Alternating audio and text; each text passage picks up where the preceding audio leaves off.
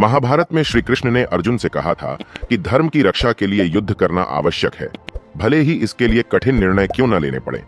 धर्म की रक्षा के लिए युधिष्ठिर को भी झूठ बोलने जैसा कठोर कदम उठाना पड़ा। दोस्तों, ठीक उसी तरह हमारी जिंदगी में भी कुछ ऐसे नियम और रणनीतियां हैं जो हमें चुनौतियों का सामना करने और शक्तिशाली बनने में मदद करती हैं। आपके भीतर भी वह ताकत छुपी हुई है जिसे समझने और इस्तेमाल करने की जरूरत है। आज के इस वीडियो में हम रॉबर्ट ग्रीन की प्रसिद्ध किताब द 48 लॉज ऑफ पावर के उन रहस्यों को जानेंगे जो आपकी जिंदगी को पूरी तरह बदल सकते हैं। यह किताब इतनी शक्तिशाली और विवादास्पद है कि इसे कई देशों में बैन कर दिया गया है। हेलो फ्रेंड्स, मैं आज आपके लिए एक खास वीडियो लेकर आया हूं जो द 48 लॉज ऑफ पावर पर आधारित है। यह किताब इतनी प्रभावशाली है कि इसे अमेरिका की जेलों में बैन कर दिया गया है। लेकिन क्यों? क्योंकि जेल अधिकारियों का मानना है कि यह किताब कैदियों को मैनिपुलेशन, चालाकी और सत्ता प्राप्त करने के खतरनाक तरीके सिखा सकती है जो जेल के माहौल में हिंसा और दंगे भड़का सकते हैं। सोचिए, यह किताब इतनी ताकतवर है कि कुछ जगहों पर इसे पढ़ने तक की अनुमति नहीं है, लेकिन यही इसे और भी खास बनाता है। इस वीडियो को मैंने 4 भागों में डिवाइड किया है और इसमें हम सभी 48 कानूनों को विस्तार से समझेंगे। आप जान पाएंगे कि कैसे शक्तिशाली लोग आम इंसानों पर शासन करते हैं और कौन से टैक्टिक्स का इस्तेमाल करके वे हमेशा अपने लक्ष्य को पाते हैं। इन लॉज में कई विषयों को कवर किया गया है। अपनी भावनाओं को कैसे नियंत्रित करें, अपनी मंशाओं को दूसरों से कैसे छुपाएं, अपने दुश्मनों को कैसे हराएं और सही समय पर सही कदम उठाने में महारत हासिल कैसे करें। दोस्तों, इन लॉज को समझाने के लिए मैं आपको कई रोचक उदाहरण और कहानियां भी सुनाऊंगा। हो सकता है कि इनमें से कुछ लॉज आपको थोड़े अनैतिक लगें, लेकिन यकीन मानिए, यह दुनिया हमेशा नैतिकता से नहीं चलती। अगर आपको सफल होना है तो आपको यह समझना होगा कि अनैतिक लोगों से निपटने के लिए अनैतिकता का सामना करना जरूरी है। यह लॉज आज के दौर में भी पूरी तरह लागू होते हैं और आपको एक नई सोच और रणनीति देंगे। तो दोस्तों, इस वीडियो को आखिर तक देखें क्योंकि हर लॉ आपके जीवन को एक नई दिशा देगा। मुझे यकीन है कि इस वीडियो को देखने के बाद आप इन लॉज को अपनी जिंदगी में प्रैक्टिकली अप्लाई कर पाएंगे और एक मजबूत व्यक्तित्व के साथ अपनी पहचान बना पाएंगे। तो चलिए, बिना समय गंवाए शुरुआत करते हैं द 48 लॉज ऑफ पावर के पहले लॉ से। स्टार्ट। आज हम रॉबर्ट ग्रीन की किताब 218 कानूनों की शक्ति के पहले कानून के बारे में बात करेंगे। कभी भी अपने गुरु से ज्यादा न चमको। यह कानून समझाता है कि किसी भी पावरफुल इंसान के साथ आपको कैसा व्यवहार करना चाहिए ताकि वो आपको खतरे के रूप में न देखे। चलिए, एक रियल लाइफ स्टोरी से समझते हैं। प्राचीन समय में इटली के एक राजा के दरबार में एक प्रतिभाशाली मंत्री था। मंत्री इतना समझदार और होशियार था कि वह हर समस्या का हल निकाल लेता था।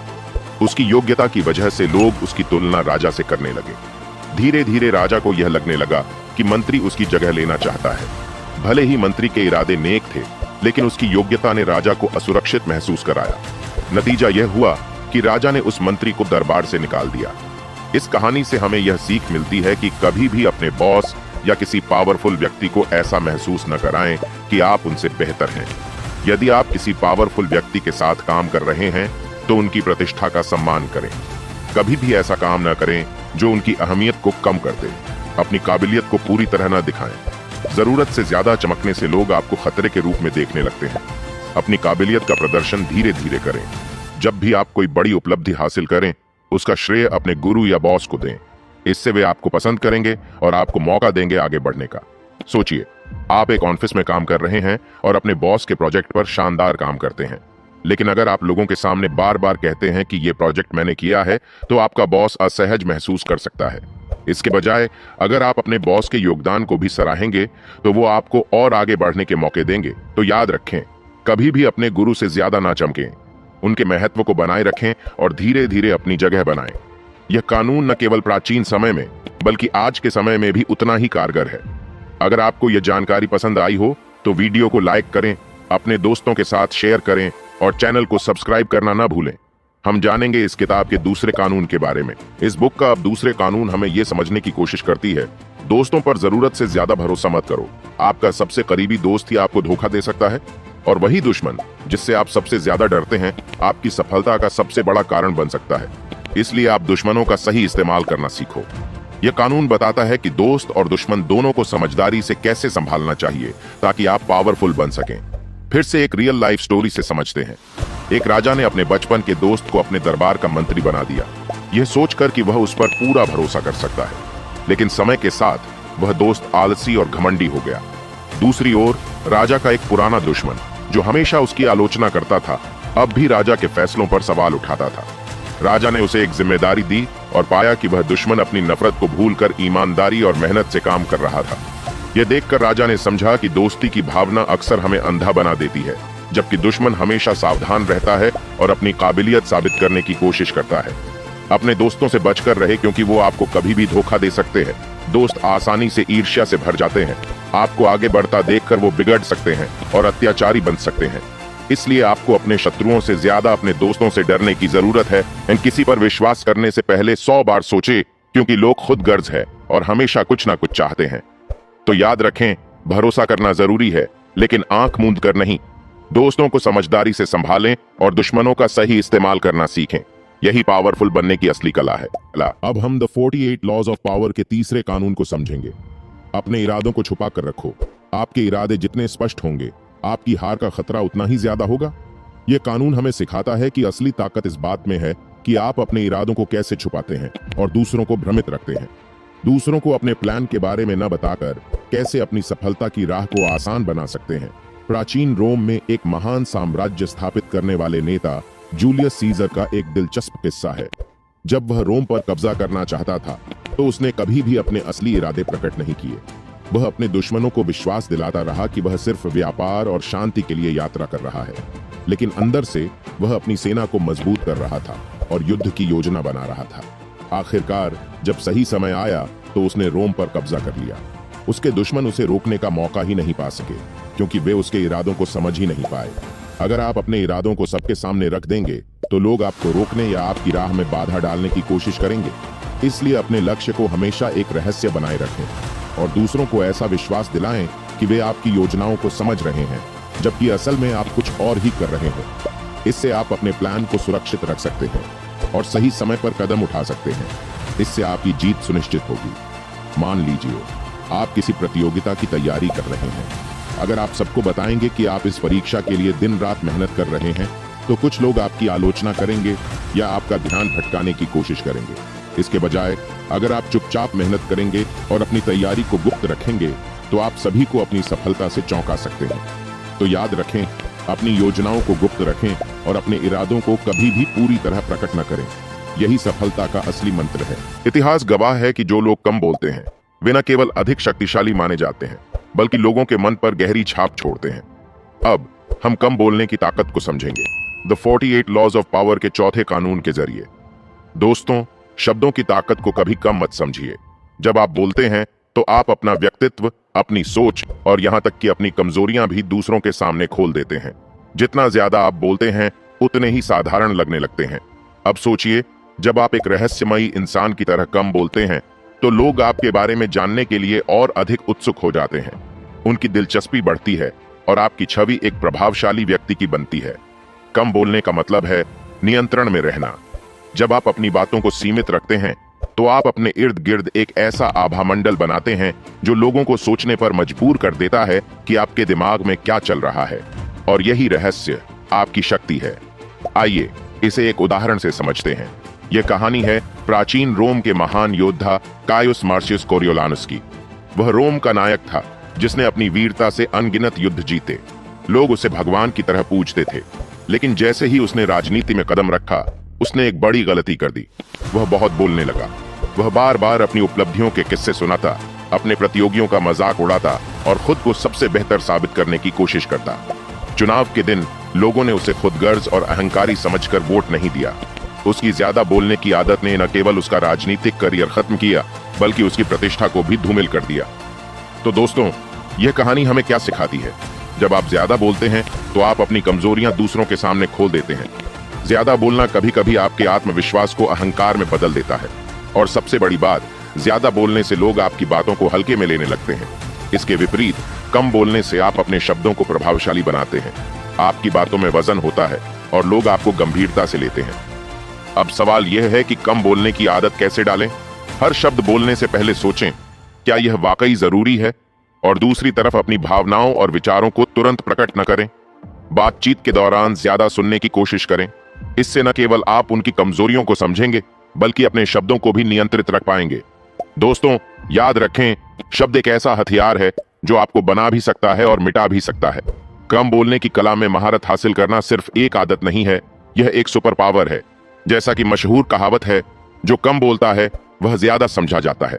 तो अगली बार जब आप किसी से बात करें तो अपने शब्दों को मितव्ययी बनाएं और देखिए कि कैसे आपकी बातें जादू की तरह असर करती हैं। यही है पावर का असली रहस्य। अगर आपको यह वीडियो पसंद आई तो इसे लाइक और शेयर करें और ऐसी ही लाइफ चेंजिंग सीखों के लिए हमारे चैनल को सब्सक्राइब करना न भूलें। 5वें लॉ बताती है, रेप्यूटेशन यानी प्रतिष्ठा पर बहुत कुछ निर्भर करता है, इसे हमेशा संभल कर रखें। हमारे समाज में सबसे ज्यादा ताकत हमारी प्रतिष्ठा में छुपी होती है। यही वह चीज है जो हमें दूसरों से अलग करती है। रिचर्ड ब्रांसन, वर्जिन ग्रुप के फाउंडर, ने हमेशा अपनी प्रतिष्ठा की रक्षा की है। उनकी प्रतिष्ठा इतनी मजबूत है कि उन्होंने एक असफल प्रोजेक्ट को भी अपनी छवि से अलग रखा। एक बार वर्जिन कोला को लॉन्च किया गया, लेकिन यह असफल हो गया। फिर भी ब्रांसन ने अपनी प्रतिष्ठा को बचाने के लिए इसे कभी भी अपने ब्रांड से नहीं जोड़ा। ब्रांसन ने यह सिखा कि अपनी प्रतिष्ठा की रक्षा करना बहुत जरूरी है, क्योंकि वह ही आपकी पहचान और शक्ति होती है। एक नकारात्मक स्थिति को भी सही तरीके से हैंडल किया और अपनी प्रतिष्ठा को कभी गिरने नहीं दिया। आपकी प्रतिष्ठा आपकी सबसे बड़ी ताकत है। लोग आपके बारे में क्या सोचते हैं, यह आपके प्रभाव को बढ़ाता है। जब लोग आपकी प्रतिष्ठा का सम्मान करते हैं तो आपके पास शक्ति होती है। चाहे किसी भी स्थिति में आप खुद को या अपनी छवि को नुकसान न पहुंचने दें। यह आपकी पहचान का हिस्सा है, इसे कभी भी कमजोर न होने दें। जब आपकी प्रतिष्ठा मजबूत होती है तो आप पर लोगों का विश्वास बढ़ता है। यही विश्वास आपकी ताकत बनता है और आपकी स्थिति को मजबूत करता है। लोग आपकी प्रतिष्ठा को देखकर आपको आदर्श मानते हैं। इस अध्याय में यह सीखने को मिलता है कि हमारी प्रतिष्ठा हमारी सबसे बड़ी ताकत है। जब हम अपनी प्रतिष्ठा की रक्षा करते हैं तो हम अपनी शक्ति और प्रभाव को बढ़ा सकते हैं। द 48 लॉज ऑफ पावर के लॉ 6 में हम सीखेंगे कि हर हाल में ध्यान आकर्षित करो। लोग हमेशा वही देखते हैं जो उनकी आंखों के सामने हो। इस कानून का असल मतलब है कि आपका प्रभाव और ताकत आपकी उपस्थिति और लोगों का ध्यान आकर्षित करने पर निर्भर करता है। रॉबर्ट ग्रीन कहते हैं कि लोग हर चीज को उसकी लुक, उसकी मौजूदगी से परखते हैं। अगर आप भीड़ में शामिल होकर खो जाते हैं तो लोग आपको कभी याद नहीं रखेंगे। आपको अपनी अलग पहचान बनानी होगी, ऐसी पहचान जो दूसरों से अलग हो और जिसे कोई अनदेखा न कर सके। लेकिन ध्यान खींचना क्या इतना आसान है? इसके लिए आपको सिर्फ अच्छा बनने की जरूरत नहीं है, बल्कि कभी कभी विवादास्पद होने की भी हिम्मत रखनी होगी। क्योंकि याद रखें, किसी भी तरह की चर्चा, चाहे वह सकारात्मक हो या नकारात्मक, हमेशा आपको लोगों की नजरों में बनाए रखती है। चलिए इसे समझने के लिए पाब्लो पिकासो का उदाहरण लेते हैं। पिकासो स्पेन के मशहूर पेंटर और मूर्तिकार थे, लेकिन उनकी सोच बाकी कलाकारों से बिल्कुल अलग थी। पिकासो का मानना था कि अगर लोग आपको भूल गए तो आपकी कला का कोई महत्व नहीं। इसलिए उन्होंने एक अनोखी रणनीति अपनाई। वह या तो बहुत बेहतरीन पेंटिंग्स बनाते या फिर बेहद अजीब, अगली पेंटिंग्स। उनकी सोच थी कि अगर उनकी पेंटिंग्स विवाद पैदा करें तो लोग उनके बारे में बात करेंगे, और जब लोग बात करेंगे तो उनका नाम अमर हो जाएगा। उन्होंने सही कहा था। आज पिकासो का नाम हर कोई जानता है, चाहे वह उनकी कला पसंद करे या नहीं। यही है ध्यान खींचने की ताकत।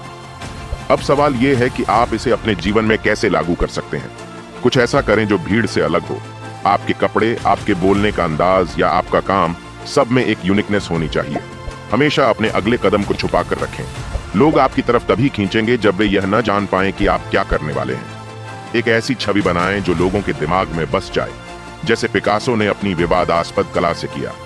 ध्यान खींचने के लिए आपको कुछ ऐसा करना होगा जो दूसरों को चौंका दे।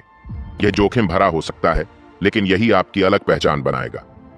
दोस्तों, पावरफुल बनने के लिए यह जरूरी है कि आप हमेशा लोगों की नजरों में बने रहें, लेकिन यह ध्यान रखें कि यह सिर्फ दिखावे के लिए न हो।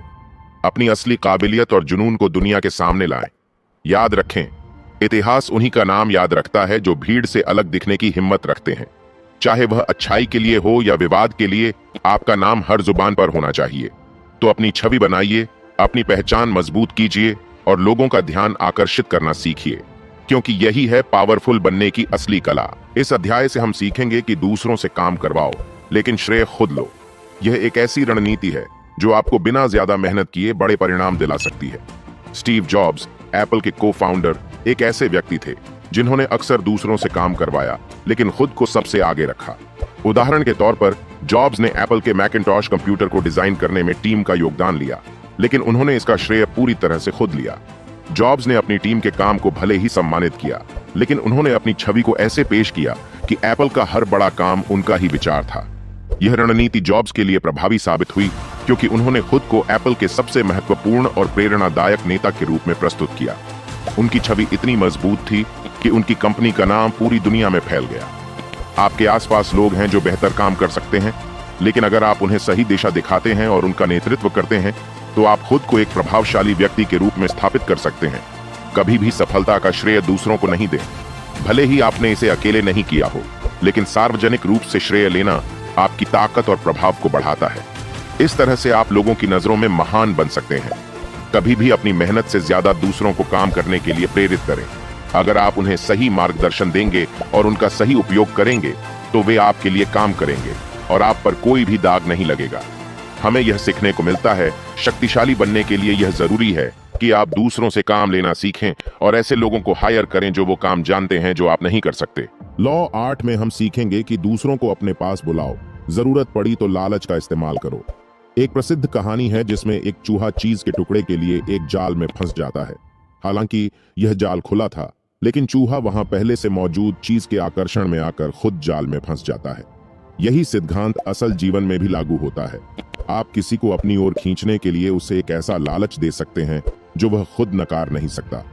इसमें सबसे महत्वपूर्ण बात यह है कि लालच का इस्तेमाल कैसे किया जाए। इसे सही तरीके से इस्तेमाल किया जाए तो आप किसी भी व्यक्ति को अपनी तरफ खींच सकते हैं। यह विशेष रूप से व्यापार और राजनीति में एक शक्तिशाली हथियार है। आपको अपनी ओर आकर्षित करने के लिए लोगों को ऐसा लालच देना होगा जिसे वे अनदेखा न कर सकें। यह लालच कुछ भी हो सकता है, धन, प्रसिद्धि या कोई अन्य ऐसी चीज जो व्यक्ति को चाहिए हो। शक्ति का मतलब है लोगों को अपने नियंत्रण में रखना और उनसे अपनी चाल पर प्रतिक्रिया करवाना। जब आप लोगों को अपनी तरफ आकर्षित करते हैं तो सारा नियंत्रण आपके हाथ में होता है, और जिसके हाथ में नियंत्रण होता है उसी के पास शक्ति होती है, वही शक्तिशाली होता है। इस अध्याय से हमें यह सीखने को मिलता है कि जब हम किसी को अपनी ओर आकर्षित करना चाहते हैं तो लालच का सही तरीका अपनाना चाहिए। यह न सिर्फ दूसरों को अपनी तरफ खींचने का एक तरीका है, बल्कि यह हमें अपने लक्ष्य को पाने में भी मदद करता है।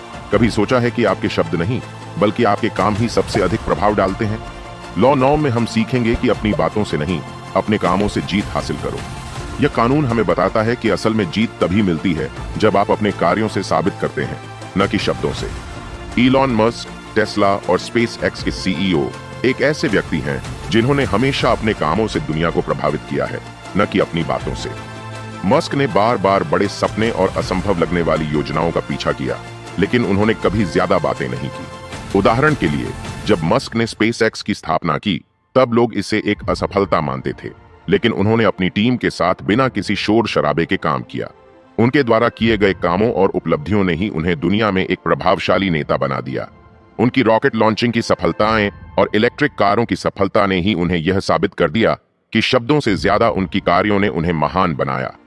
आपके शब्द प्रभाव डाल सकते हैं, लेकिन असली असर आपके कामों से होता है। अगर आप अपने कार्यों से परिणाम दिखाते हैं तो लोगों को आपकी सच्चाई का एहसास होता है।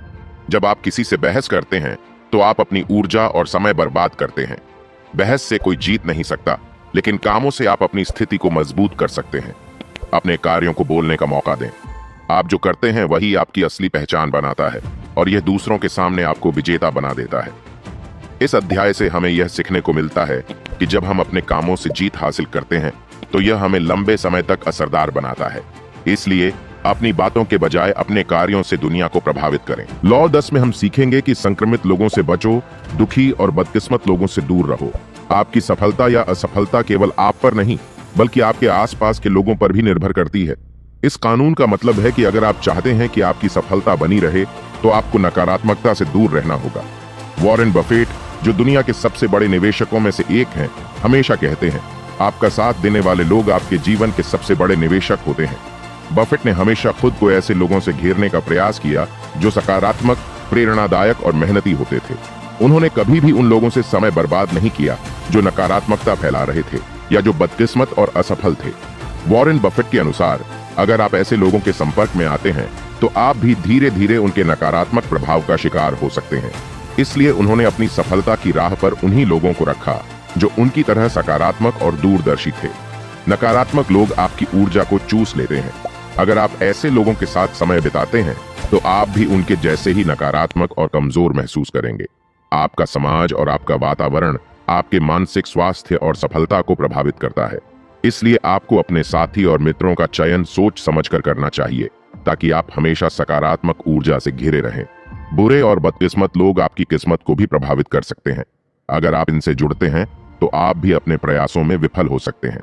ये लोग आपके काम में विघ्न डाल सकते हैं और आपके लक्ष्यों को हासिल करने में बाधा डाल सकते हैं। इस अध्याय से हमें यह सीखने को मिलता है कि हमारी सफलता का रास्ता उन्हीं लोगों के साथ जुड़ने से गुजरता है जो सकारात्मक और खुश रहते हैं। नकारात्मकता और असफलता से बचने के लिए हमें अपने संपर्कों और साथियों का चयन सही तरीके से करना चाहिए। लॉ 11 से हम सीखेंगे कि लोगों को अपने ऊपर निर्भर बनाना सीखो। यह रणनीति आपको न सिर्फ मजबूत बनाएगी बल्कि दूसरों को अपनी ताकत का एहसास भी कराएगी। दोस्तों, दुनिया में हर व्यक्ति जरूरत के हिसाब से संपर्क करता है। अगर आप खुद को इतना महत्वपूर्ण बना लें कि लोग आपके बिना कोई काम न कर पाएं, तो आप न सिर्फ शक्तिशाली बनेंगे बल्कि उनकी नजरों में हमेशा अमूल्य रहेंगे। याद रखें, लोग उसी व्यक्ति को सम्मान और महत्व देते हैं जिसके बिना उनका काम न हो। इसलिए खुद को इतना मूल्यवान और अनिवार्य बनाइए कि लोग हमेशा आपके पास आने के लिए मजबूर हो जाएं। इस कानून को समझने के लिए आइए जर्मनी के एक ताकतवर नेता ऑटो वॉन बिस्मार्क की कहानी सुनते हैं। बिस्मार्क ने एक कमजोर राजा फ्रेडरिक विलियम चौथे को ढूंढा जो प्रशा का राजा था। वह जानता था कि राजा को अपनी ताकत बनाए रखने के लिए एक मजबूत साथी की जरूरत होगी। बिस्मार्क ने राजा के लिए खुद को इतना अहम बना लिया कि राज्य का हर मुख्य कार्य उसके बिना अधूरा था। यहाँ तक कि जब राजा की मृत्यु हो गई और उसका भाई गद्दी पर बैठा, तब भी बिस्मार्क राज्य के मुख्य कार्यों के लिए अनिवार्य बने रहे। उनकी रणनीति यह थी कि उन्होंने खुद को ऐसे कार्यों में निपुण बना लिया जिन्हें कोई और नहीं कर सकता था। बिस्मार्क की यही ताकत थी, लोगों को अपने ऊपर पूरी तरह निर्भर कर लेना। यही कारण था कि प्रशा के राज्य में उनकी अहमियत राजा से भी ज्यादा थी। तो दोस्तों, आप इस कानून को अपनी जिंदगी में कैसे लागू कर सकते हैं? किसी एक क्षेत्र में खुद को इतना निपुण बनाइए कि लोग सिर्फ आपसे सलाह लेना चाहें। यह जाने कि लोग आपसे क्या उम्मीद करते हैं और उन्हें ऐसा समाधान दें जो केवल आप ही दे सकते हैं। खुद को एकमात्र विकल्प के रूप में प्रस्तुत करें। जब आपके बिना उनका काम ना हो सके तो आपकी अहमियत बढ़ेगी। दोस्तों, शक्तिशाली बनने के लिए यह जरूरी है कि आप खुद को इतना अनिवार्य बना लें कि लोग आपके बिना अधूरा महसूस करें। याद रखें, लोग उसी को महत्व देते हैं जिस पर उनकी जरूरत टिकी हो। तो अपने कौशल को निखारें, खुद को मूल्यवान बनाएं और लोगों को अपने ऊपर निर्भर करके रखें। यही है असली ताकत का रहस्य। लॉ 12 के इस अध्याय में हम सीखेंगे कि ईमानदारी और उदारता का चयनित इस्तेमाल करके लोगों को निहत्था करो।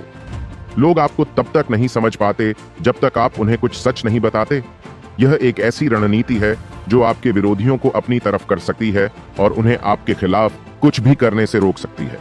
फ्रैंकलिन डी रूजवेल्ट, अमेरिका के राष्ट्रपति, अपने विरोधियों को आसानी से निहत्था करने के लिए इस रणनीति का इस्तेमाल करते थे।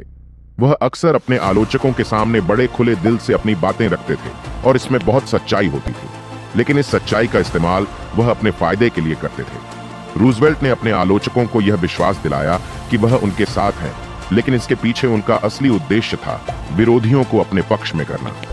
रूजवेल्ट ने ऐसे उदाहरणों में चुपचाप अपनी उदारता का प्रदर्शन किया और यह साबित कर दिया कि वह दूसरों की मदद के लिए हमेशा तैयार हैं, लेकिन यह सब उनके अपने एजेंडे के तहत था।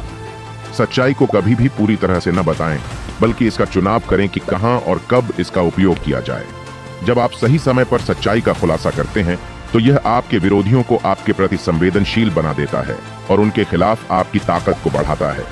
कभी भी उदारता का दिखावा न करें, बल्कि इसे ऐसे तरीके से दिखाएं कि सामने वाला यह समझे कि आप उनका भला करने के लिए हर समय तैयार हैं। लेकिन इस उदारता का असल उद्देश्य अपने फायदे के लिए ही होना चाहिए। जब आप ईमानदारी और उदारता का इस्तेमाल करते हैं तो यह सामने वाले व्यक्ति को भावनात्मक रूप से आपके साथ जोड़ता है। यह रणनीति उन्हें निहत्था करती है क्योंकि वे आपकी अच्छाई में इतनी उलझ जाते हैं कि वे आपके खिलाफ कोई भी कदम उठाने से डरते हैं। इस अध्याय से हमें यह सीखने को मिलता है कि जब हम अपनी ईमानदारी और उदारता का सही तरीके से इस्तेमाल करते हैं तो हम दूसरों को निहत्था कर सकते हैं और अपनी ताकत को बढ़ा सकते हैं।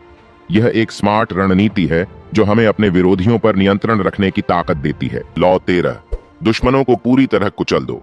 इस लॉ में हम समझेंगे कि क्यों अपने दुश्मनों को कोई मौका न देना ही सबसे बड़ी ताकत है।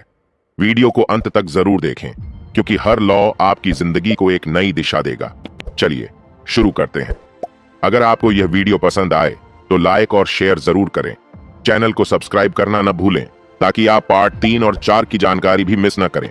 और हाँ, पार्ट 1 का लिंक डिस्क्रिप्शन में है, उसे जरूर देखें ताकि आपको सारी लॉज का सही कनेक्शन मिल सके। अब शुरू करते हैं पार्ट 2 की इस पावरफुल जर्नी को। लोग मदद तभी करते हैं जब उन्हें खुद का कोई फायदा नजर आता है। द 48 लॉज ऑफ पावर के इस अध्याय में हम जानेंगे कि मदद मांगते समय लोगों के स्वार्थ को ध्यान में रखो, न कि उनकी दया पर निर्भर रहो। जब थॉमस एडिसन ने बिजली का बल्ब बनाने का सपना देखा तो उन्होंने अपने प्रोजेक्ट के लिए फंड जुटाने की कोशिश की। उन्होंने कई निवेशकों को यह कहकर मनाने की कोशिश की कि उनका आविष्कार मानवता के लिए एक वरदान होगा, लेकिन लोगों को यह समझाने में सफलता नहीं मिली। तब एडिसन ने अपनी रणनीति बदली। उन्होंने निवेशकों को यह दिखाया कि बल्ब का आविष्कार करने से वे करोड़ों कमा सकते हैं। यह सुनते ही निवेशकों ने तुरंत पैसा लगाना शुरू कर दिया। एडिसन ने यह साबित कर दिया कि दया की बजाय अगर आप लोगों के स्वार्थ को ध्यान में रखते हैं तो आपकी बात ज्यादा प्रभावशाली होती है। लोग हमेशा वही करते हैं जिससे उन्हें खुद का फायदा नजर आता है। अगर आप मदद चाहते हैं तो यह दिखाइए कि आपकी सफलता से उन्हें क्या लाभ होगा। दया पर निर्भर रहना एक कमजोर रणनीति है। अगर आप केवल भावनात्मक अपील करेंगे तो लोग आपकी मदद करने में हिचकिचाएंगे। हर इंसान का स्वार्थ अलग अलग होता है। किसी की आर्थिक मजबूरी है तो किसी को प्रसिद्धि चाहिए। अगर आप मदद मांग रहे हैं तो यह समझिए कि सामने वाले के लिए सबसे महत्वपूर्ण क्या है और उसी को अपनी अपील का आधार बनाइए। इस अध्याय से हमें यह सीखने को मिलता है कि जब भी आप मदद मांगें तो लोगों के स्वार्थ पर ध्यान दें, न कि उनकी दया पर। इससे आपकी सफलता की संभावना बढ़ जाती है और आप अपने लक्ष्य को जल्दी हासिल कर सकते हैं। लॉज 14 में हम जानेंगे कि दोस्त बनकर पेश आओ, लेकिन जासूस की तरह काम करो। लोग आपकी पीठ पीछे क्या सोचते हैं, ये जानना आपके लिए बहुत जरूरी है।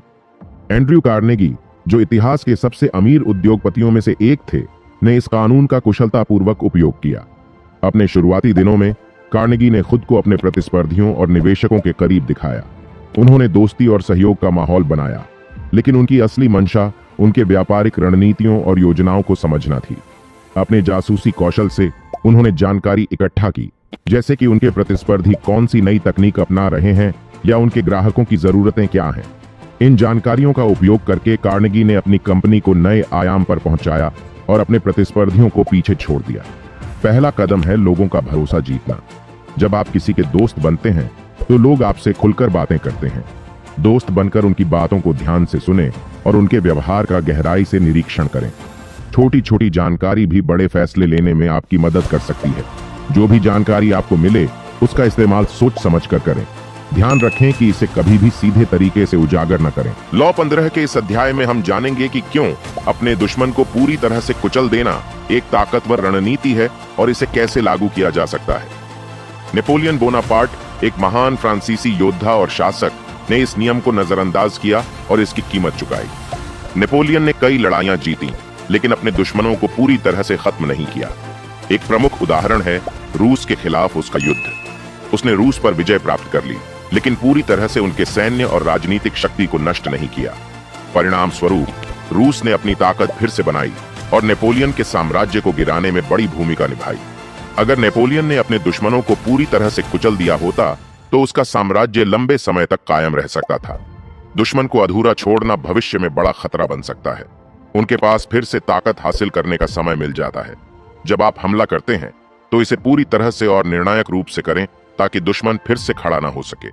दुश्मन को पूरी तरह से खत्म करना आपकी सुरक्षा और शक्ति को स्थायी बनाता है। इस अध्याय से हमें यह सीखने को मिलता है कि अगर आपको अपनी ताकत बनाए रखनी है तो अपने दुश्मनों को पूरी तरह खत्म करना जरूरी है। अधूरी लड़ाई से केवल खतरे बढ़ते हैं। अब हम लॉज 16 के इस अध्याय में हम सीखेंगे कि क्यों दूरी बनाना सम्मान और आदर को बनाए रखने के लिए जरूरी है। स्टीव जॉब्स, एप्पल के संस्थापक, ने हमेशा अपने और अपनी टीम के बीच एक निश्चित दूरी बनाए रखी। उन्होंने कभी भी अपनी निजी जिंदगी को काम के साथ नहीं मिलाया। इसके बजाय वह अपनी टीम के साथ सीमित और उद्देश्यपूर्ण बातचीत करते थे। इस दूरी ने उन्हें एक ऐसा व्यक्तित्व बनाने में मदद की जिसे लोग प्रेरणादायक और सम्मानजनक मानते थे। उनकी मिस्ट्री और सीमित पहुंच ने उन्हें और भी प्रभावशाली बना दिया। अगर जॉब्स हर किसी के साथ दोस्ताना और आसानी से उपलब्ध रहते तो शायद उनका करिश्मा और प्रभाव इतना शक्तिशाली नहीं होता। अगर आप हर समय उपलब्ध रहते हैं तो लोग आपकी मौजूदगी को हल्के में लेने लगते हैं। दूरी रखने से लोग आपकी अहमियत को समझते हैं और आपके बारे में जानने की उत्सुकता रखते हैं। जब आप खुद को सीमित रूप से उपलब्ध कराते हैं तो लोग आपकी उपस्थिति को ज्यादा महत्वपूर्ण समझते हैं। लॉज 16 के इस अध्याय में हम जानेंगे कि डर और अनिश्चितता का माहौल कैसे आपको अजेय बना सकता है। दुनिया में सबसे बड़ा डर होता है अज्ञात का डर। जब लोग यह नहीं समझ पाते कि आप क्या सोच रहे हैं या आपका अगला कदम क्या होगा, तो वे खुद को असुरक्षित महसूस करने लगते हैं। अनिश्चितता उनकी सोचने समझने की शक्ति को कमजोर कर देती है और आप पर उनका नियंत्रण खत्म हो जाता है। डर का माहौल तभी बनता है जब आप अपनी योजनाओं, इरादों और प्रतिक्रियाओं को रहस्यमय बनाए रखते हैं। आपके इस रवैये से लोग घबराए रहते हैं और कोई ठोस निर्णय नहीं ले पाते, जिससे आप हमेशा मजबूत स्थिति में रहते हैं। नेपोलियन बोनापार्ट ने अनिश्चितता और डर का माहौल बनाने में महारत हासिल की थी। उसने हमेशा अपनी सैन्य रणनीतियों को गुप्त रखा। उसके सैनिक भी कभी पूरी तरह से नहीं जानते थे कि अगला हमला कहां होगा। दुश्मन लगातार उसकी चालों का अनुमान लगाने में विफल रहते थे। यह रणनीति इतनी प्रभावी थी कि कई बार दुश्मन युद्ध के मैदान में आने से पहले ही हार मान लेता था। नेपोलियन की अनपेक्षित चालों और रहस्यमय फैसलों ने उसकी ताकत को इतना बढ़ा दिया कि लोग उसे पराजित करने की कल्पना भी नहीं कर सकते थे। इस अध्याय से हमें यह सीखने को मिलता है कि डर और अनिश्चितता का माहौल बनाकर आप अपनी शक्ति को कई गुना बढ़ा सकते हैं।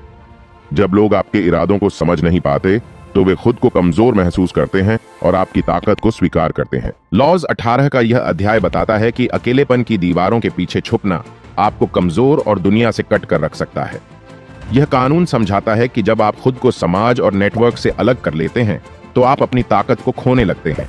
जब आप खुद को दूसरों से अलग करते हैं तो आप सूचनाओं, सहयोग और अवसरों से वंचित हो जाते हैं और बाहरी दुनिया से कटे हुए लोग निर्णय लेने में गलती करते हैं क्योंकि उनके पास पर्याप्त जानकारी नहीं होती। शक्ति उन्हीं के पास होती है जो लोगों के साथ जुड़े रहते हैं। एक किला जितना मजबूत दिखता है वह उतना ही कमजोर होता है क्योंकि यह बाहर की दुनिया से कट चुका होता है। लुई 14वां, जिसे सन किंग कहा जाता है, ने किले में छुपने के बजाय खुद को समाज के केंद्र में रखा। उसने अपना दरबार वर्साय महल में स्थापित किया, जहां वह अपने दरबारियों और सलाहकारों के साथ लगातार संपर्क में रहता था। उसने जानबूझकर अपने दरबार को भव्य और खुला रखा ताकि हर किसी को यह लगे कि वे निर्णय प्रक्रिया का हिस्सा हैं। इससे वह हर चीज पर नियंत्रण रख सका और अपनी शक्ति को बनाए रखा। अगर लुई 14वां खुद को अपने महल में बंद कर लेता तो वह बाहरी दुनिया से कट जाता और दुश्मन उसकी कमजोरी का फायदा उठा सकते थे। दूसरों से कटे रहने से आप कमजोर पड़ जाते हैं और आपकी जानकारी सीमित हो जाती है। अपनी शक्ति को बढ़ाने के लिए आपको लोगों के बीच रहकर उनका विश्वास और सहयोग जीतना चाहिए। किले में छुपकर खुद को सुरक्षित महसूस करना आसान लगता है, लेकिन असल में यह आपको जोखिम में डालता है। मजबूत नेटवर्क बनाने पर ध्यान दें। क्या आपने कभी सोचा है कि एक छोटी सी गलती से आप किसी ताकतवर व्यक्ति को नाराज कर सकते हैं? द 48 लॉज ऑफ पावर के इस अध्याय में सिखाया गया है कि दूसरों की मानसिकता को समझना और सही व्यक्ति के साथ सही तरीके से व्यवहार करना कितना जरूरी है। इस कानून का मतलब है कि आपको हमेशा यह समझना चाहिए कि आप किससे डील कर रहे हैं। हर इंसान की सोच, स्वभाव और प्रतिक्रिया अलग होती है। कुछ लोग ऐसे होते हैं जो मामूली अपमान को भी गंभीरता से लेते हैं और बदले की भावना रखते हैं। हर व्यक्ति को एक ही तरीके से संभालना सही नहीं है। आपको यह जानने की जरूरत है कि कौन संवेदनशील है, कौन आक्रामक और कौन शांत। अगर आप किसी की मानसिकता को समझे बिना कदम उठाते हैं तो आप उनके दुश्मन बन सकते हैं। जॉन डी रॉकफेलर, जो अमेरिका के सबसे अमीर उद्योगपतियों में से एक थे, ने इस कानून का उपयोग अपनी सफलता में किया। रॉकफेलर हमेशा यह सुनिश्चित करते थे कि वह हर साझेदार, कर्मचारी और प्रतियोगी की मानसिकता को गहराई से समझें। वह जानता था कि किसी को नाराज करना या बिना सोचे समझे किसी से टकराना उसके व्यवसाय को नुकसान पहुंचा सकता है। उसने अपने नेटवर्क को संभालने और किसी भी टकराव से बचने के लिए धैर्य और समझदारी का इस्तेमाल किया। वह दुश्मनों को कम से कम बनाने में सफल रहा और अपनी संपत्ति को कई गुना बढ़ा सका। हर व्यक्ति की मानसिकता अलग होती है। उनकी सोच और भावनाओं को समझें। बिना सोचे समझे किसी के साथ टकराव न करें, खासकर उन लोगों के साथ जिनकी शक्ति और स्थिति आपसे ज्यादा हो। गलतफहमी और अनजाने में किए गए अपमान से बचें, क्योंकि यह आपको अनावश्यक दुश्मन दे सकता है। लॉज 20 के इस अध्याय में बताया गया है कि किसी के प्रति पूरी तरह प्रतिबद्ध न होकर आप अपनी शक्ति और नियंत्रण को बनाए रख सकते हैं। इस कानून का मुख्य विचार यह है कि आपको कभी भी किसी एक व्यक्ति, समूह या विचारधारा के प्रति पूरी तरह प्रतिबद्ध नहीं होना चाहिए। जब आप पूरी तरह से किसी के प्रति वफादार हो जाते हैं तो आपकी स्वतंत्रता खत्म हो जाती है। आपकी शक्ति दूसरों के हाथ में चली जाती है दोनों पक्षों के बीच तटस्थ बने रहना और सही समय पर निर्णय लेना आपकी स्थिति को मजबूत बनाता है। जब लोग नहीं जानते कि आप किसके साथ हैं, तो वे आपको प्रभावित करने की कोशिश करते हैं। इससे आपकी अहमियत बढ़ती है। महात्मा चाणक्य ने हमेशा अपनी प्रतिबद्धता को छिपाकर रखा। उन्होंने अपने शत्रुओं को भ्रम में रखा कि वह किस राजा का समर्थन कर रहे हैं। इस रणनीति के जरिए उन्होंने अपनी शक्ति और योजना को गुप्त रखा और अपने लक्ष्य को हासिल किया। चाणक्य ने यह सिद्ध किया कि जब आप अपने इरादों को स्पष्ट नहीं करते, तो लोग आपकी मदद करने को मजबूर हो जाते हैं। अपने निर्णयों को गोपनीय रखें और दोनों पक्षों के फायदे उठाएं। किसी के प्रति पूरी तरह वफादार होने से बचें, ताकि आप अपनी स्वतंत्रता और शक्ति बनाए रख सकें। लोगों को यह समझने न दें कि आप किसके साथ हैं। इससे आपकी शक्ति और महत्व दोनों बढ़ेंगे। दुनिया की सबसे बड़ी चाल क्या है? भोलेपन का नाटक करना। द 48 लॉज ऑफ पावर के 21 अध्याय में बताया गया है कि कैसे भोलेपन का दिखावा करके आप अपने दुश्मनों को गुमराह कर सकते हैं और अपनी योजनाओं को सफल बना सकते हैं। जब आप भोलेपन का नाटक करते हैं, तो लोग आपकी क्षमताओं को कम आंकते हैं। यह आपको अपने शिकार को चुपचाप जाल में फंसाने का मौका देता है। भोलेपन का दिखावा करके आप अपने विरोधियों को भ्रमित कर सकते हैं, क्योंकि वे आपको किसी खतरे के रूप में नहीं देखेंगे। अपनी ताकत, ज्ञान और इरादों को छिपा कर रखें। भोलेपन की आड़ में आप अपने शिकार को सही समय पर मात दे सकते हैं। घनश्याम दास बिरला ने अपने शुरुआती समय में व्यापारियों और ब्रिटिश अधिकारियों के सामने अपने अनुभव की कमी और भोलेपन का नाटक किया। उन्होंने अपनी क्षमता को छिपाया और प्रतिस्पर्धियों को विश्वास दिलाया कि वे उनके लिए कोई खतरा नहीं है। धीरे धीरे उन्होंने अपनी योजनाओं को चुपचाप लागू किया और भारतीय व्यापार जगत में अपनी पकड़ मजबूत कर ली। उनकी यह रणनीति एक महत्वपूर्ण सबक है कि भोलेपन का दिखावा भी ताकत बन सकता है। हमेशा अपनी ताकत और ज्ञान को छिपाएं। दूसरों को यह महसूस कराएं कि आप भोले हैं। भोलेपन का नाटक आपके विरोधियों को आपको हल्के में लेने पर मजबूर करेगा। कभी भी अपने इरादों को साफ मत करें। सही समय पर ही अपने असली इरादे दिखाएं। कभी कभी हार मान लेना आपकी सबसे बड़ी जीत का रास्ता खोलता है। द 48 लॉज ऑफ पावर का यह 22वां अध्याय सिखाता है कि कैसे सही समय पर झुकना आपको ताकतवर बना सकता है। जब आप सीधे टकराव से बचते हैं और हार मानने का नाटक करते हैं, तो आप दुश्मन की ऊर्जा को बर्बाद कर सकते हैं। यह आपको रणनीतिक रूप से अपनी ताकत वापस पाने का मौका देता है। हार मानना कमजोरी का संकेत नहीं है, बल्कि यह दर्शाता है कि आप स्थिति को गहराई से समझते हैं और भविष्य के लिए खुद को तैयार कर रहे हैं। कमजोरी को अपनी कमजोर स्थिति को स्वीकार करके आप अपने विरोधियों को भ्रमित कर सकते हैं। इससे आप अपने अगली चाल की योजना बना सकते हैं। महात्मा गांधी ने अंग्रेजों के खिलाफ कभी हिंसा का सहारा नहीं लिया। उन्होंने विरोध के शांतिपूर्ण तरीकों का इस्तेमाल किया, जिससे अंग्रेज उनकी रणनीति को समझ नहीं पाए। गांधी जी ने अपनी कमजोरी, अहिंसा को अपनी सबसे बड़ी ताकत बना लिया और अंततः भारत को स्वतंत्रता दिलाई। उनकी यह रणनीति सिखाती है कि हार मानने का मतलब हमेशा हारना नहीं होता। सीधा टकराव न करके आप अपनी ऊर्जा बचा सकते हैं और अपनी रणनीति को सुधार सकते हैं। यह दिखाएं कि आप हार मान रहे हैं, लेकिन अंदर ही अंदर अपनी अगली चाल की योजना बनाएं। हार मानने का नाटक करके अपने विरोधी को थका दें और सही समय पर पलटवार करें।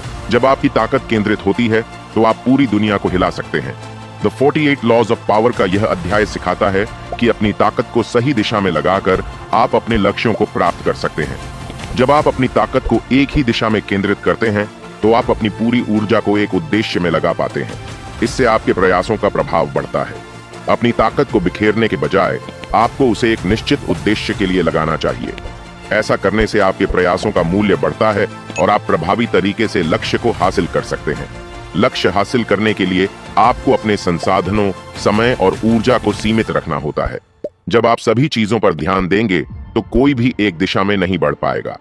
थॉमस एडिसन ने अपनी पूरी ताकत और समय इलेक्ट्रिक बल्ब के आविष्कार में केंद्रित किया। उन्होंने कई विफलताएं देखी, लेकिन उन्होंने अपनी ऊर्जा को इस एक उद्देश्य पर केंद्रित रखा।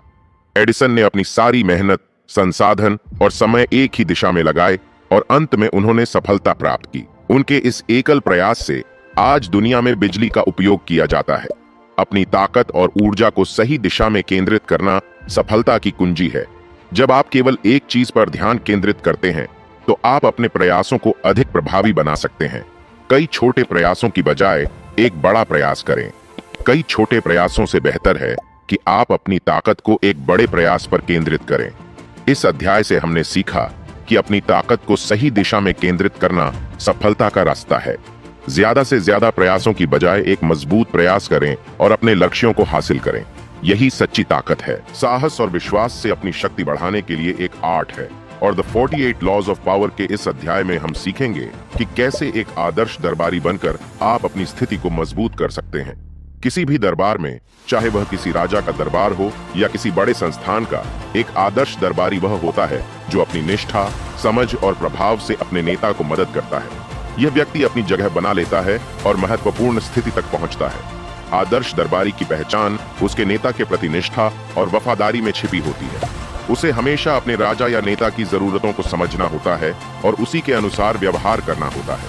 आदर्श दरबारी कभी भी अपने नेता की आलोचना नहीं करता। वह हमेशा उनका समर्थन करता है, भले ही वे गलत क्यों न हो।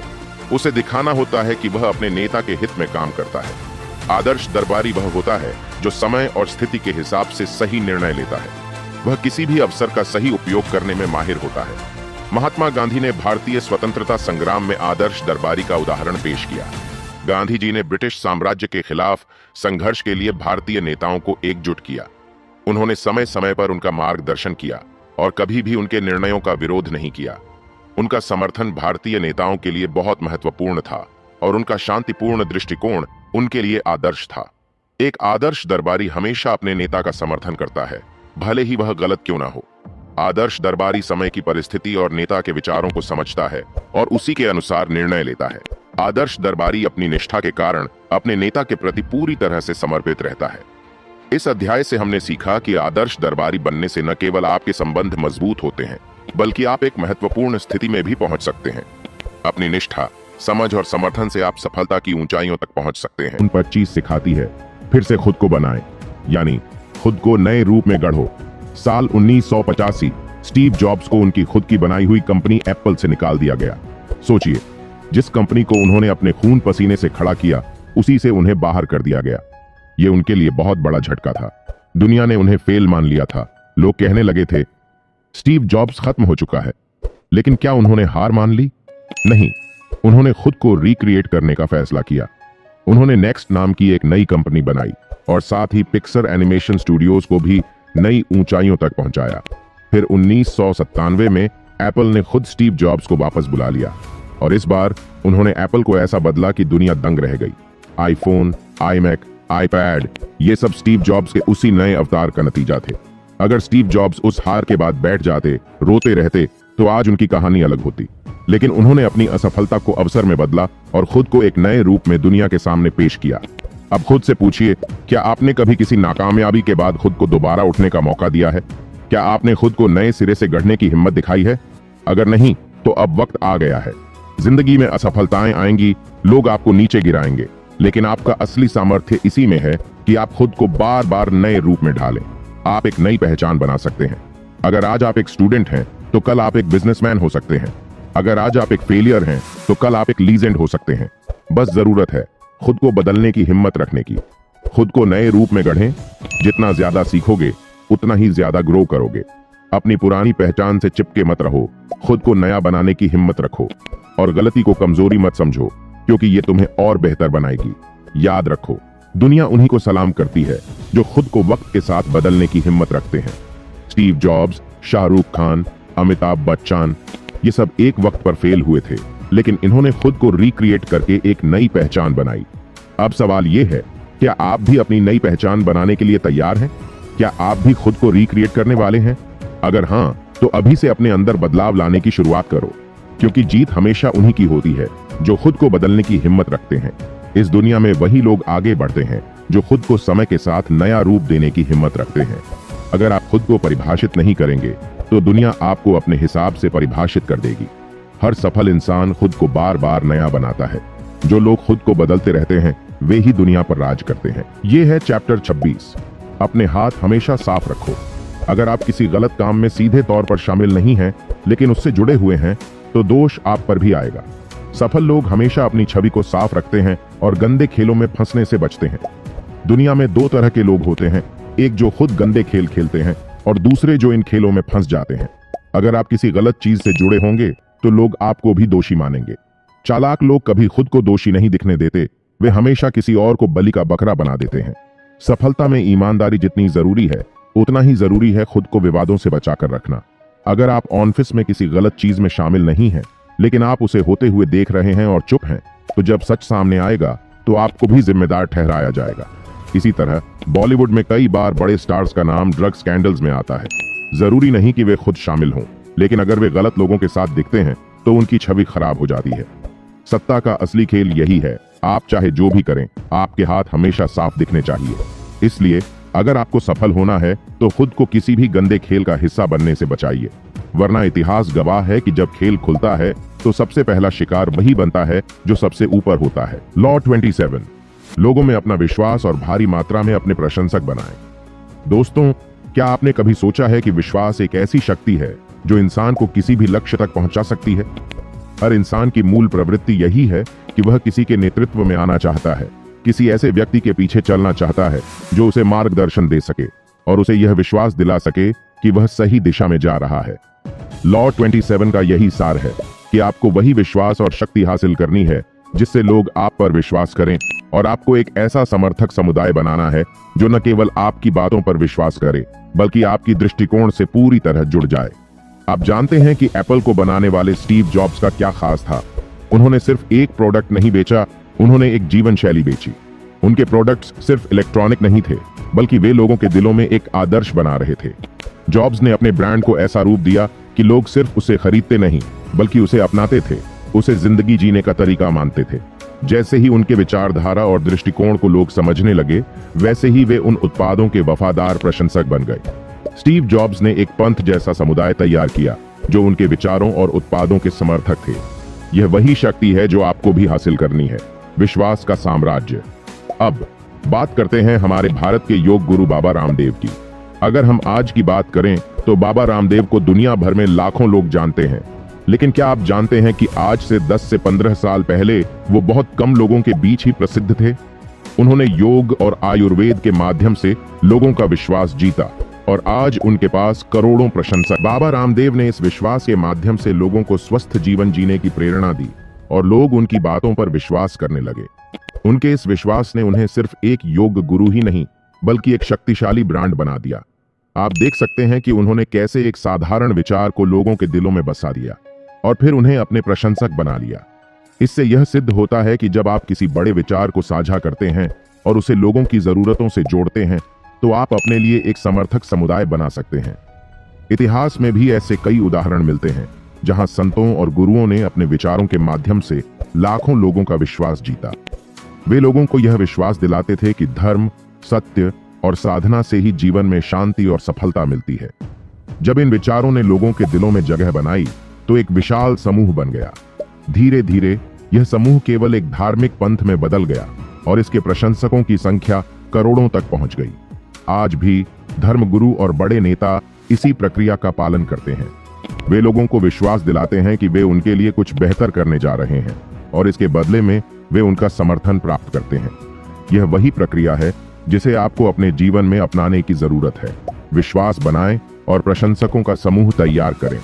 इसलिए दोस्तों, अगर आप भी सफलता की राह पर चलना चाहते हैं तो आपको सबसे पहले यह समझना होगा कि विश्वास ही वो शक्ति है जो आपको सबसे आगे लेकर जाती है। जब लोग आप पर विश्वास करेंगे तो वे न केवल आपको समर्थन देंगे बल्कि आपके गलत कार्यों को भी माफ कर देंगे। आपकी गलतियों को समर्थकों की भीड़ छुपा देती है। इसलिए अगर आप किसी बड़े लक्ष्य को हासिल करना चाहते हैं तो विश्वास का साम्राज्य बनाएं और फिर देखिए कैसे दुनिया आपको समर्थन देती है। चैप्टर 28, साहस के साथ काम शुरू करो। इस चैप्टर में रॉबर्ट ग्रीन कहते हैं कि सफलता की कुंजी सिर्फ विचारों में नहीं बल्कि उन विचारों को साहस और आत्मविश्वास के साथ लागू करने में है। कई लोग अच्छे विचारों के साथ शुरू करते हैं लेकिन डर और संकोच के कारण कभी कुछ हासिल नहीं कर पाते। अगर आप किसी भी चुनौती का सामना करना चाहते हैं और उसमें सफल होना चाहते हैं तो आपको पहले कदम को साहस के साथ उठाना होगा। साहस न सिर्फ मानसिक शक्ति है बल्कि यह एक क्रिया है जो सफलता की दिशा में पहला कदम होती है। क्या आपने कभी एलोन मस्क के बारे में सोचा है, जो आज स्पेसएक्स और टेस्ला जैसे क्रांतिकारी संस्थान के मालिक हैं? एक समय था जब उन्होंने अपने विचारों को दूसरों के सामने रखा था और सबका यही कहना था कि ये असंभव है। लोग कहते थे कि एक दिन मस्क का नाम महज एक भटकते हुए सपने की तरह रह जाएगा, लेकिन उन्होंने साहस के साथ इन आलोचनाओं का सामना किया और अपने सपनों को साकार करने के लिए कदम बढ़ाया। उनकी कंपनी स्पेसएक्स जो आज मार्स तक यात्रा करने का सपना देख रही है, कभी एक छोटे से सपने के रूप में शुरू हुई थी। शुरुआत में न तो उनके पास बड़ी रकम थी और न ही संसाधन, लेकिन उनका विश्वास और साहस उन्हें आगे बढ़ाते गए। और आज हम सभी जानते हैं कि वह अपनी कड़ी मेहनत और साहस के साथ न केवल अंतरिक्ष में कदम रखने वाले पहले व्यक्ति बन चुके हैं, बल्कि उन्होंने पूरी दुनिया को अपनी सोच से चौंका दिया। एलोन मस्क ने अपने विचारों को साहस और आत्मविश्वास के साथ लागू किया। यही कारण है कि वह किसी भी और उद्यमी से अलग हैं। जब वे एक विचार लेकर काम करने की शुरुआत करते हैं, तो उनका विश्वास और साहस उन्हें उन चुनौतियों से पार पाने में मदद करता है जिनसे बाकी लोग डरते हैं। उन्होंने यह साबित कर दिया कि बड़े सपने देखना और उन्हें पूरा करने के लिए साहसिक कदम उठाना सफलता की कुंजी है। इस चैप्टर से हमें यह सीखने को मिलता है कि साहस न केवल डर को दूर करता है, बल्कि यह हमारे सपनों को साकार करने के लिए जरूरी कदम है। जब तक हम अपने डर को मात नहीं देंगे और साहस के साथ पहले कदम को नहीं उठाएंगे, तब तक हम कभी भी अपने सपनों को हासिल नहीं कर सकते। अगर आप चाहते हैं कि आपकी जिंदगी में कुछ बड़ा हो, तो साहस को अपनी ताकत बनाइए और डर को रास्ते से हटा दीजिए। जैसे एलोन मस्क ने किया, वैसे ही आपको भी साहस से भरे पहले कदम उठाने होंगे। यही आपको मंजिल तक पहुंचाने का रास्ता है। चैप्टर 29, अंत तक की योजना बनाओ। रॉबर्ट ग्रीन इस चैप्टर में कहते हैं कि सफलता केवल उन लोगों को मिलती है जो शुरुआत से लेकर अंत तक की पूरी योजना बनाते हैं। अपनी योजना के हर चरण पर ध्यान देना और उसे अंत तक लागू करना, यही असली सफलता का राज है। जब तक हम अपने काम की शुरुआत से लेकर अंत तक की योजना नहीं बनाते, तब तक हम न केवल अपने उद्देश्य को हासिल नहीं कर पाते, बल्कि हम रास्ते में आने वाली मुश्किलों से भी डरते हैं। क्या आप जानते हैं कि स्टीव जॉब्स, एप्पल के सह संस्थापक, का जीवन एक मजबूत योजना का परिणाम था?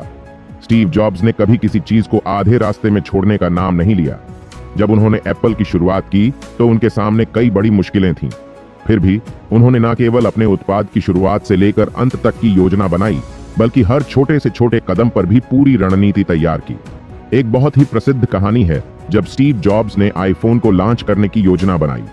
कई लोग उन्हें यह सुझाव देते थे कि आईफोन को जल्दी लॉन्च कर दिया जाए, लेकिन जॉब्स ने अपने विचार में धैर्य रखा और पूरा ध्यान इसे परफेक्ट बनाने पर केंद्रित किया। जॉब्स की योजना थी कि आईफोन केवल एक फोन नहीं, बल्कि एक सारा अनुभव होगा। एक ऐसा डिवाइस जो केवल लोगों को कॉल करने का माध्यम नहीं, बल्कि उन्हें एक नई तकनीक से जोड़ने का जरिया बनेगा।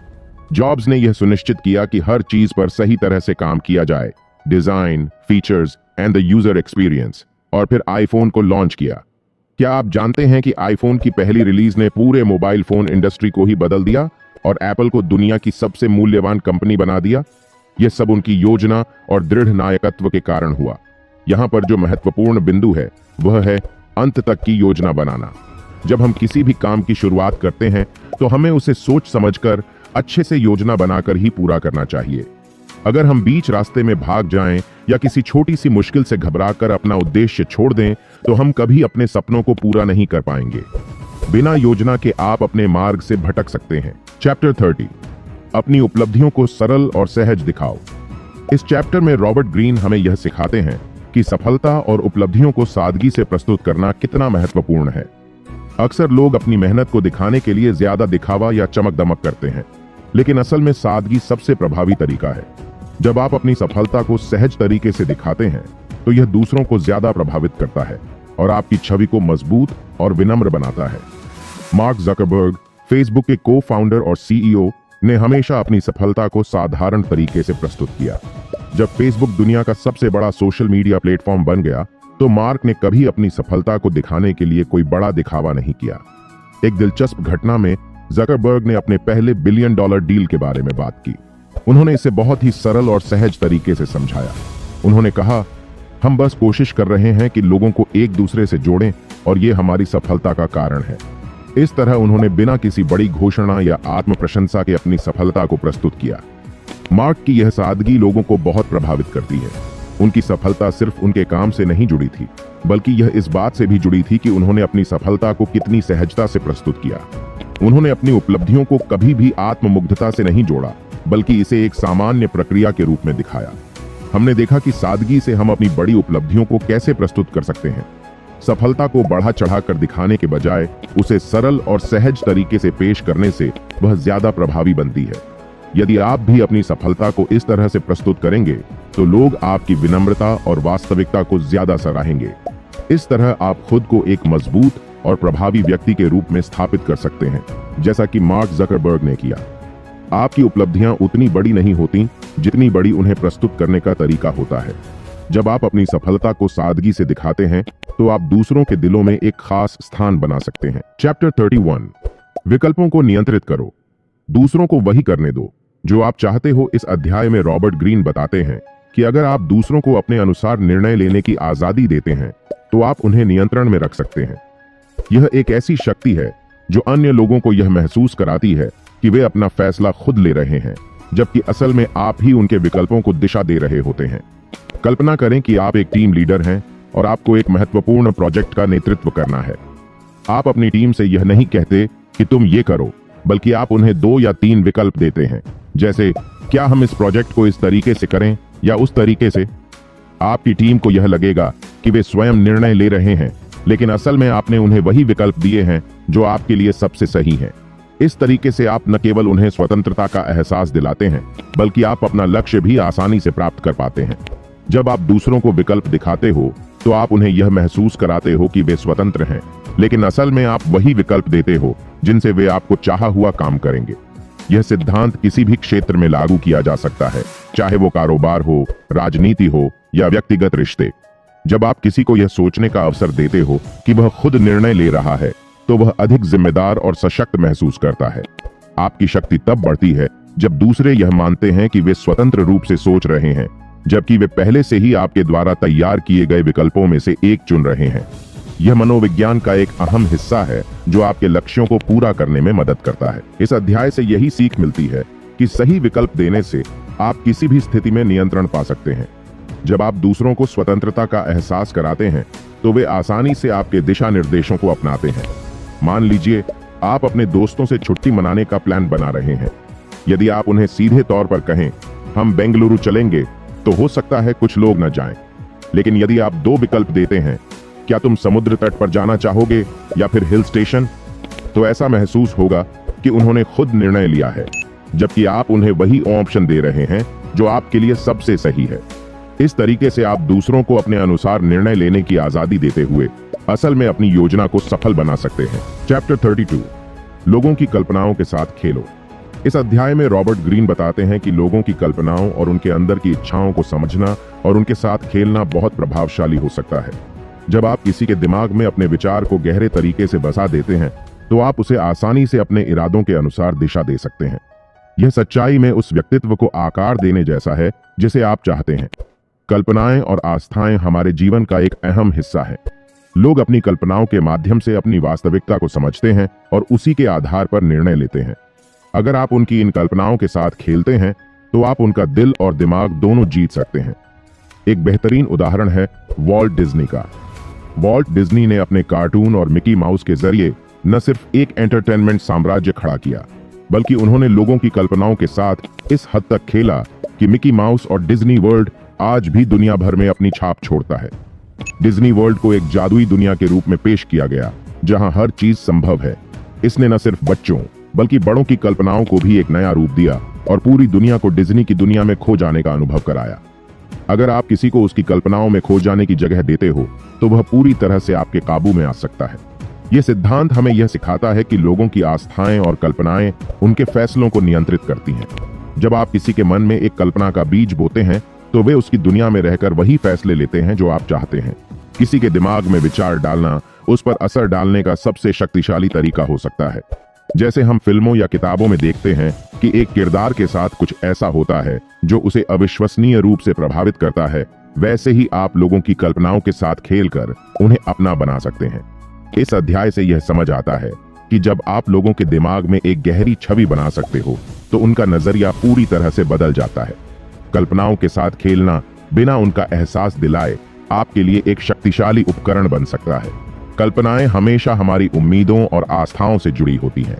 यही वजह है कि जब आप किसी की कल्पना के साथ जुड़ते हो तो वह व्यक्ति अपनी दुनिया में खुश होता है और यह खुशी उसे आपके करीब ला सकती है। चैप्टर 33, हर व्यक्ति की कमजोर कड़ी का पता लगाओ। इस अध्याय में रॉबर्ट ग्रीन यह बताते हैं कि हर व्यक्ति की एक कमजोर कड़ी होती है और यदि आप उसे पहचान लें तो आप उस व्यक्ति को अपने नियंत्रण में लाकर अपने लक्ष्य को प्राप्त कर सकते हैं। ये कमजोर कड़ी किसी भी रूप में हो सकती है। भावनात्मक, मानसिक या शारीरिक। जब आप किसी के कमजोरी के बिंदु को पहचान लेते हैं तो आप उसे आसानी से प्रभावित कर सकते हैं। हर व्यक्ति अपनी कमजोरियों को छिपाने की कोशिश करता है, लेकिन वह हमेशा स्पष्ट नहीं होती। रॉबर्ट ग्रीन का कहना है कि हमें सावधानी से उन कमजोर कड़ियों को पहचानना चाहिए और उनका फायदा उठाना चाहिए। यह आपको अपने प्रतिस्पर्धियों, विरोधियों या यहां तक कि दोस्तों के साथ भी फायदा पहुंचा सकता है। एक बेहतरीन उदाहरण है नेपोलियन बोनापार्ट का। नेपोलियन के पास एक रणनीतिक दृष्टि थी जो उसे हर बार युद्ध जीतने में मदद करती थी, लेकिन एक युद्ध में उसे एक विशेष जनरल के खिलाफ हार का सामना करना पड़ा। उस जनरल की एक कमजोरी थी, उसकी अत्यधिक ईगो और घमंड। नेपोलियन ने यह कमजोरी पहचान ली और उसी का फायदा उठाया। उसने जनरल को अपनी ताकत दिखाने के लिए एक योजना बनाई, जिसमें उस जनरल को अपने आत्मविश्वास पर इतना भरोसा था कि वह जल्दबाजी में गलत फैसले लेने लगा। नतीजा यह हुआ कि नेपोलियन ने उस युद्ध को जीत लिया। यहां नेपोलियन ने उस जनरल की सबसे बड़ी कमजोरी को पहचाना, उसकी ओवर कॉन्फिडेंस और घमंड। जब उसने यह कमजोर कड़ी पकड़ी तो उसे अपना काम करने का पूरा मौका मिला। इस उदाहरण से यह सीखने को मिलता है कि कमजोर कड़ी का पता चलने से आप किसी भी स्थिति का फायदा उठा सकते हैं। जब आप किसी की कमजोरी को पहचान लेते हैं तो आप उसे अपनी ताकत बना सकते हैं। यह सिद्धांत यह बताता है कि हमें अपने सामने वाले के मनोविज्ञान को समझने और उनकी कमजोरियों का फायदा उठाने में माहिर होना चाहिए। यही बात व्यापार, रिश्तों या किसी भी प्रतियोगिता में लागू होती है। आमतौर पर लोग अपनी कमजोरियों को छिपाने में अच्छे होते हैं, लेकिन आप अगर उनकी व्यक्तिगत या प्रोफेशनल लाइफ में ध्यान से देखें तो आप उन्हें पहचान सकते हैं। उदाहरण के लिए, किसी का आत्मविश्वास कम होना या किसी का अपने निर्णय पर संशय रखना, इन सभी को कमजोरियों के रूप में देखा जा सकता है। इस अध्याय से यह सीखा जा सकता है कि हर व्यक्ति की कमजोर कड़ी होती है और यह आपको उसकी रणनीतियों को समझने और उसे अपनी दिशा में मोड़ने में मदद कर सकती है। जब आप दूसरों की कमजोरियों का सही तरीके से उपयोग करते हैं तो आप उन्हें अपने पक्ष में ला सकते हैं और अपनी ताकत बना सकते हैं। कभी कभी हम अपनी कमजोरी को किसी से छिपाने की कोशिश करते हैं, लेकिन जब हम किसी को अपनी कमजोर कड़ी पर अटैक करते हुए देखते हैं तो वो हमें अपने जीवन में कुछ बदलाव लाने की प्रेरणा देता है। यह बताता है कि हमें अपने डर और कमजोरियों से भागने के बजाय उनका सामना करना चाहिए, क्योंकि यही हमें मजबूत बनाता है। चैप्टर 34, खुद को राजा की तरह पेश करो ताकि लोग आपको वैसा ही माने। रॉबर्ट ग्रीन के इस अध्याय का मुख्य संदेश है कि अगर आप खुद को सम्मान और आभूषण के साथ पेश करेंगे तो लोग आपको वैसा ही मानेंगे। अगर आप चाहते हैं कि लोग आपको महान या प्रभावशाली समझें तो आपको खुद को उसी तरह से प्रस्तुत करना होगा।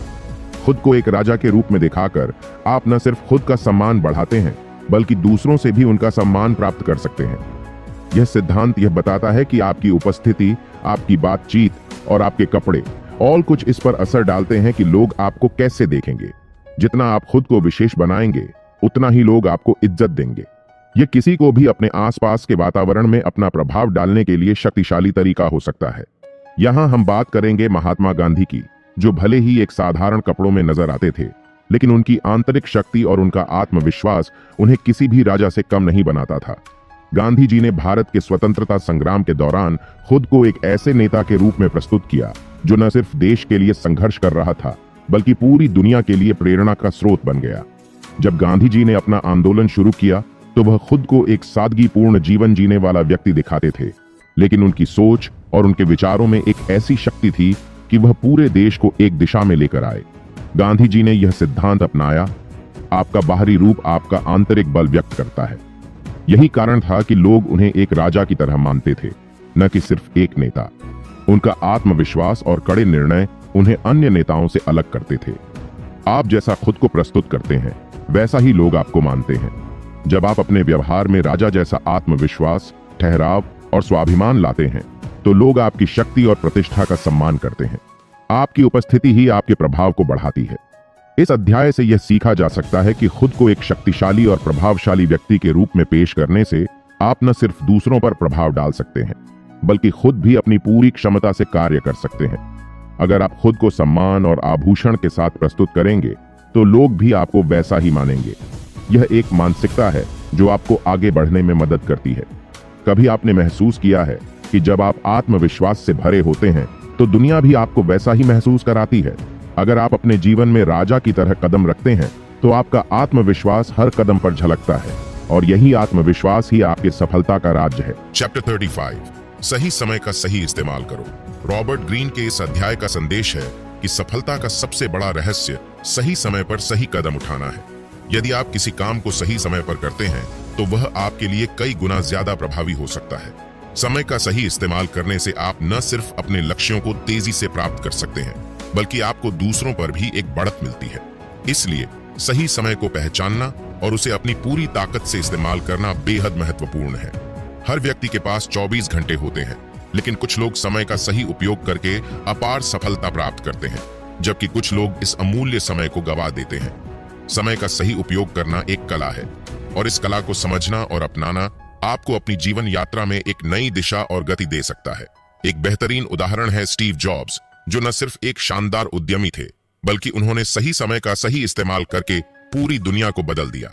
एप्पल की शुरुआत में जॉब्स और उनकी टीम ने बहुत संघर्ष किया, लेकिन एक समय ऐसा आया जब उन्होंने बाजार में एक अनूठा और समय की जरूरत के मुताबिक प्रोडक्ट पेश किया, आईफोन।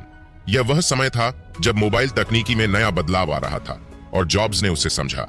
उन्होंने आईफोन को लॉन्च किया और इसे सिर्फ एक फोन नहीं, बल्कि एक लाइफस्टाइल बनाकर पेश किया। अगर स्टीव जॉब्स उस समय का सही इस्तेमाल नहीं करते तो शायद एप्पल आज इतनी बड़ी कंपनी नहीं होती। जॉब्स का मानना था, इनोवेशन डिस्टिंग्विशेस बीच एक लीडर और एक फॉलोवर। सही समय पर सही कदम उठाकर उन्होंने सिर्फ एक कंपनी को नहीं, बल्कि एक इंडस्ट्री को नया आकार दिया। सही समय पर सही काम करना ही सफलता की कुंजी है। यह कहना आसान है, लेकिन इसे समझना और समय के संकेतों को पहचानना सबसे मुश्किल काम है। जब आपको लगे कि अब समय है, तो बिना डर के आगे बढ़ें। यह समय की सबसे बड़ी खूबी है, यह हमेशा अपने पास रहता है, लेकिन सही समय पर उसका इस्तेमाल करने वाला ही उसका वास्तविक लाभ उठाता है। समय का सही इस्तेमाल करना न सिर्फ किसी उद्योग में, बल्कि जीवन के हर क्षेत्र में महत्वपूर्ण होता है। चाहे वह शिक्षा हो, करियर हो या व्यक्तिगत जीवन, हर जगह हमें सही समय पर सही कदम उठाने की कला सीखनी चाहिए। इस अध्याय से हमें यह सीखने को मिलता है कि सही समय का सही इस्तेमाल करना किसी भी व्यक्ति को अपनी मंजिल तक पहुंचाने में मदद करता है। जब आप समय के संकेतों को समझते हैं, तो आप उस समय का पूरा फायदा उठाकर अपने सपनों को साकार कर सकते हैं। कभी आपने महसूस किया है कि कुछ काम जब हम सही समय पर करते हैं तो वे खुद ब खुद आसान हो जाते हैं, और अगर हम किसी काम को गलत समय पर करते हैं तो वह उल्टा भी पड़ सकता है। यह समय ही है जो हमें अपनी यात्रा का सही मार्ग दिखाता है, और जब हम उस मार्ग पर चलते हैं तो हम अपनी मंजिल तक आसानी से पहुंच जाते हैं। चैप्टर 36, जो चीजें आपको नहीं मिल सकती उन्हें नजरअंदाज करो, यह सबसे अच्छा बदला है। रॉबर्ट ग्रीन के इस अध्याय में यह बताया गया है कि जब कोई चीज हमें नहीं मिल पाती तो उस पर ज्यादा ध्यान देने के बजाय उसे नजरअंदाज करना ही सबसे अच्छा बदला होता है। कभी कभी हम किसी चीज को पाने के लिए इतनी मेहनत करते हैं कि हमें लगता है कि यह हमारी जिंदगी का सबसे बड़ा लक्ष्य है, लेकिन जब हम उसे नहीं पा पाते तो हमारी ऊर्जा नकारात्मकता और गुस्से में बदल जाती है। इस स्थिति में सबसे अच्छा तरीका है उस चीज को पूरी तरह से छोड़ देना और उससे दूर रहना। सबसे बड़ा फायदा यह है कि आप अपनी मानसिक शांति को बनाए रखते हैं और आगे बढ़ने का रास्ता खोज पाते हैं। एक बेहतरीन उदाहरण है माइकल जॉर्डन, जो विश्व के सबसे महान बास्केटबॉल खिलाड़ियों में से एक माने जाते हैं। एक समय था जब उन्हें नॉर्थ कैरोलिना विश्वविद्यालय की टीम से बाहर कर दिया गया था। यह उनके लिए एक बहुत बड़ा झटका था, क्योंकि वह बास्केटबॉल के लिए बहुत मेहनत करते थे। इसके बाद उन्होंने उस असफलता को नकारात्मकता के रूप में नहीं लिया। इसके बजाय उन्होंने उसे अपने मोटिवेशन के रूप में बदल दिया और पूरी दुनिया को यह दिखा दिया कि जब आप किसी चीज को पाने में असफल होते हैं तो उस असफलता को अपने अंदर की ताकत बनाने का सबसे बेहतरीन तरीका यही है कि आप उसे नजरअंदाज कर दें और आगे बढ़ें। माइकल जॉर्डन ने न सिर्फ अपनी असफलता को नकारा, बल्कि उसे अपनी प्रेरणा बना लिया, और आज हम जानते हैं कि उन्होंने बास्केटबॉल के खेल में सबसे बड़ी ऊंचाई को छुआ। अगर वह अपनी असफलता को अपनी कमजोरी मानकर रुक जाते तो शायद वह कभी भी इतना बड़ा खिलाड़ी नहीं बन पाते। जो चीज हमें नहीं मिलती उसे छोड़ देना सबसे अच्छा बदला होता है। इस सिद्धांत को अपनाकर आप अपनी मानसिकता को स्वस्थ रखते हैं और नकारात्मकता से बचते हैं। असफलता को नकारने से आपका आत्मविश्वास बढ़ता है और आपकी प्रेरणा की शक्ति जागृत होती है। जब हम चीजों को अपनी इच्छा से पाना चाहते हैं तो कभी कभी वह नहीं होता, और तब उसे छोड़ देना सबसे समझदारी का काम है। यही जीवन में सबसे बड़ी शक्ति होती है, उसे नजरअंदाज करना जो आपके लिए नहीं है। कभी हम किसी रिश्ते में या किसी लक्ष्य को पाने में खुद को असफल पाते हैं, लेकिन हमें समझना चाहिए कि न मिलने वाली चीजों को नजरअंदाज करना ही सबसे अच्छा रास्ता है। यह हमें अपने आत्मसम्मान को बनाए रखने में मदद करता है और हमें अपनी आत्मविश्वास को मजबूत करने का अवसर देता है। जिंदगी में कई बार हम वह नहीं पा पाते जो हमें चाहिए होता है, लेकिन यही पल हमें यह सिखाते हैं कि हमारे पास जो है वह उससे कहीं ज्यादा महत्वपूर्ण है।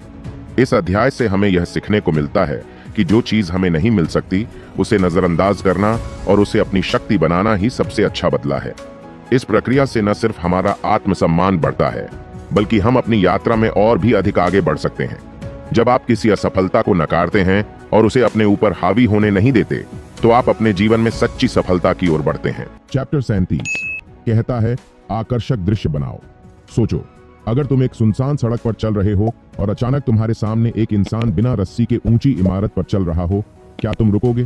क्या तुम्हारी नजरें हटेंगी? यही है आकर्षक दृश्य, स्पेक्टिकल बनाने की ताकत। इतिहास गवाह है कि दुनिया उन्हीं को याद रखती है जो कुछ ऐसा करते हैं जिसे लोग भूल न सकें। सिर्फ शब्दों से नहीं, बल्कि तगड़े विजुअल्स से, एक अनोखे अनुभव से, कुछ ऐसा जो देखने वाले के दिमाग में छप जाए। रॉबर्ट ग्रीन कहते हैं कि अगर तुम्हें लोगों को अपनी ओर खींचना है तो सिर्फ बातों से काम नहीं चलेगा। तुम्हें कुछ ऐसा करना होगा जो लोगों के दिल और दिमाग पर असर डाले। एक दृश्य तमाशा, स्पेक्टिकल, जो उन्हें लंबे समय तक याद रहे।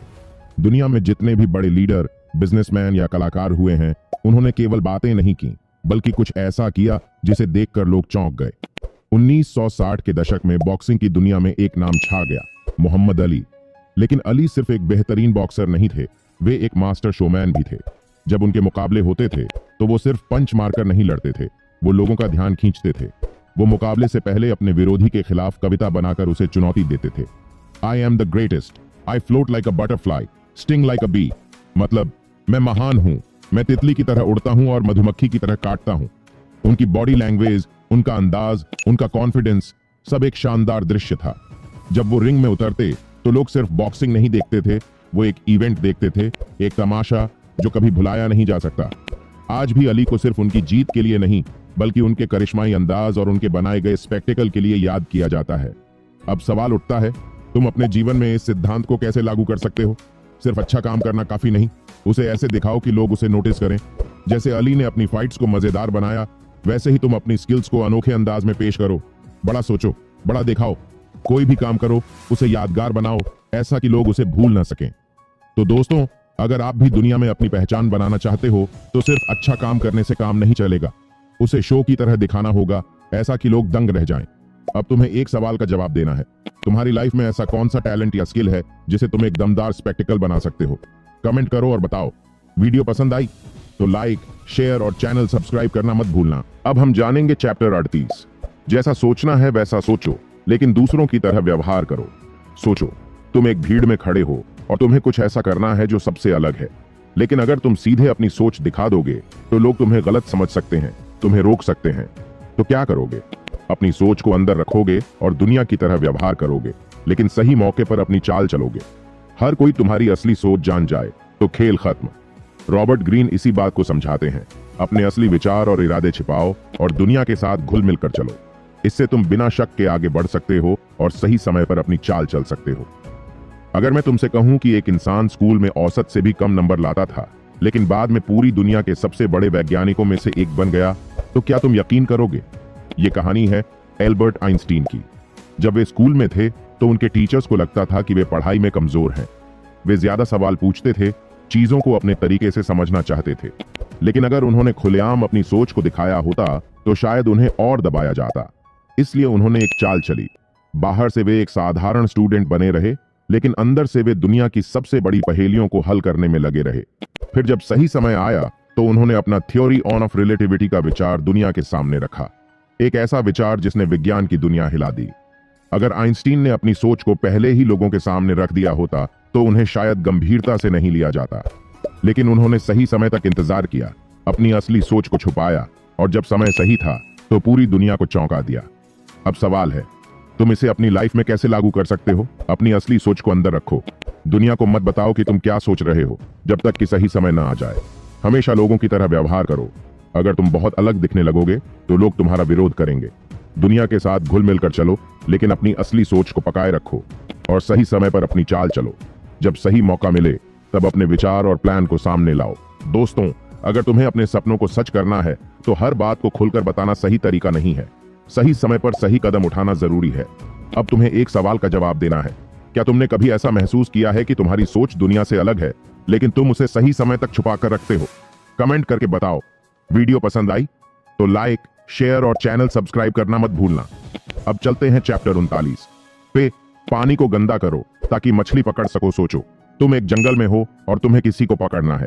अगर तुम सीधे जाओगे तो वो तुम्हें देखकर भाग जाएगा, लेकिन अगर तुम पानी को थोड़ा गंदा कर दो, यानी माहौल में हलचल मचा दो, तो शिकार खुद तुम्हारे जाल में आ जाएगा।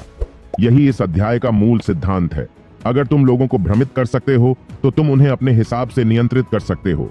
इतिहास में कई बड़े नेता और बिजनेस टाइकून ने इसी रणनीति का इस्तेमाल किया है। 1805 में नेपोलियन बोनापार्ट ने एक ऐसी रणनीति अपनाई जिसने युद्ध के इतिहास को बदल दिया।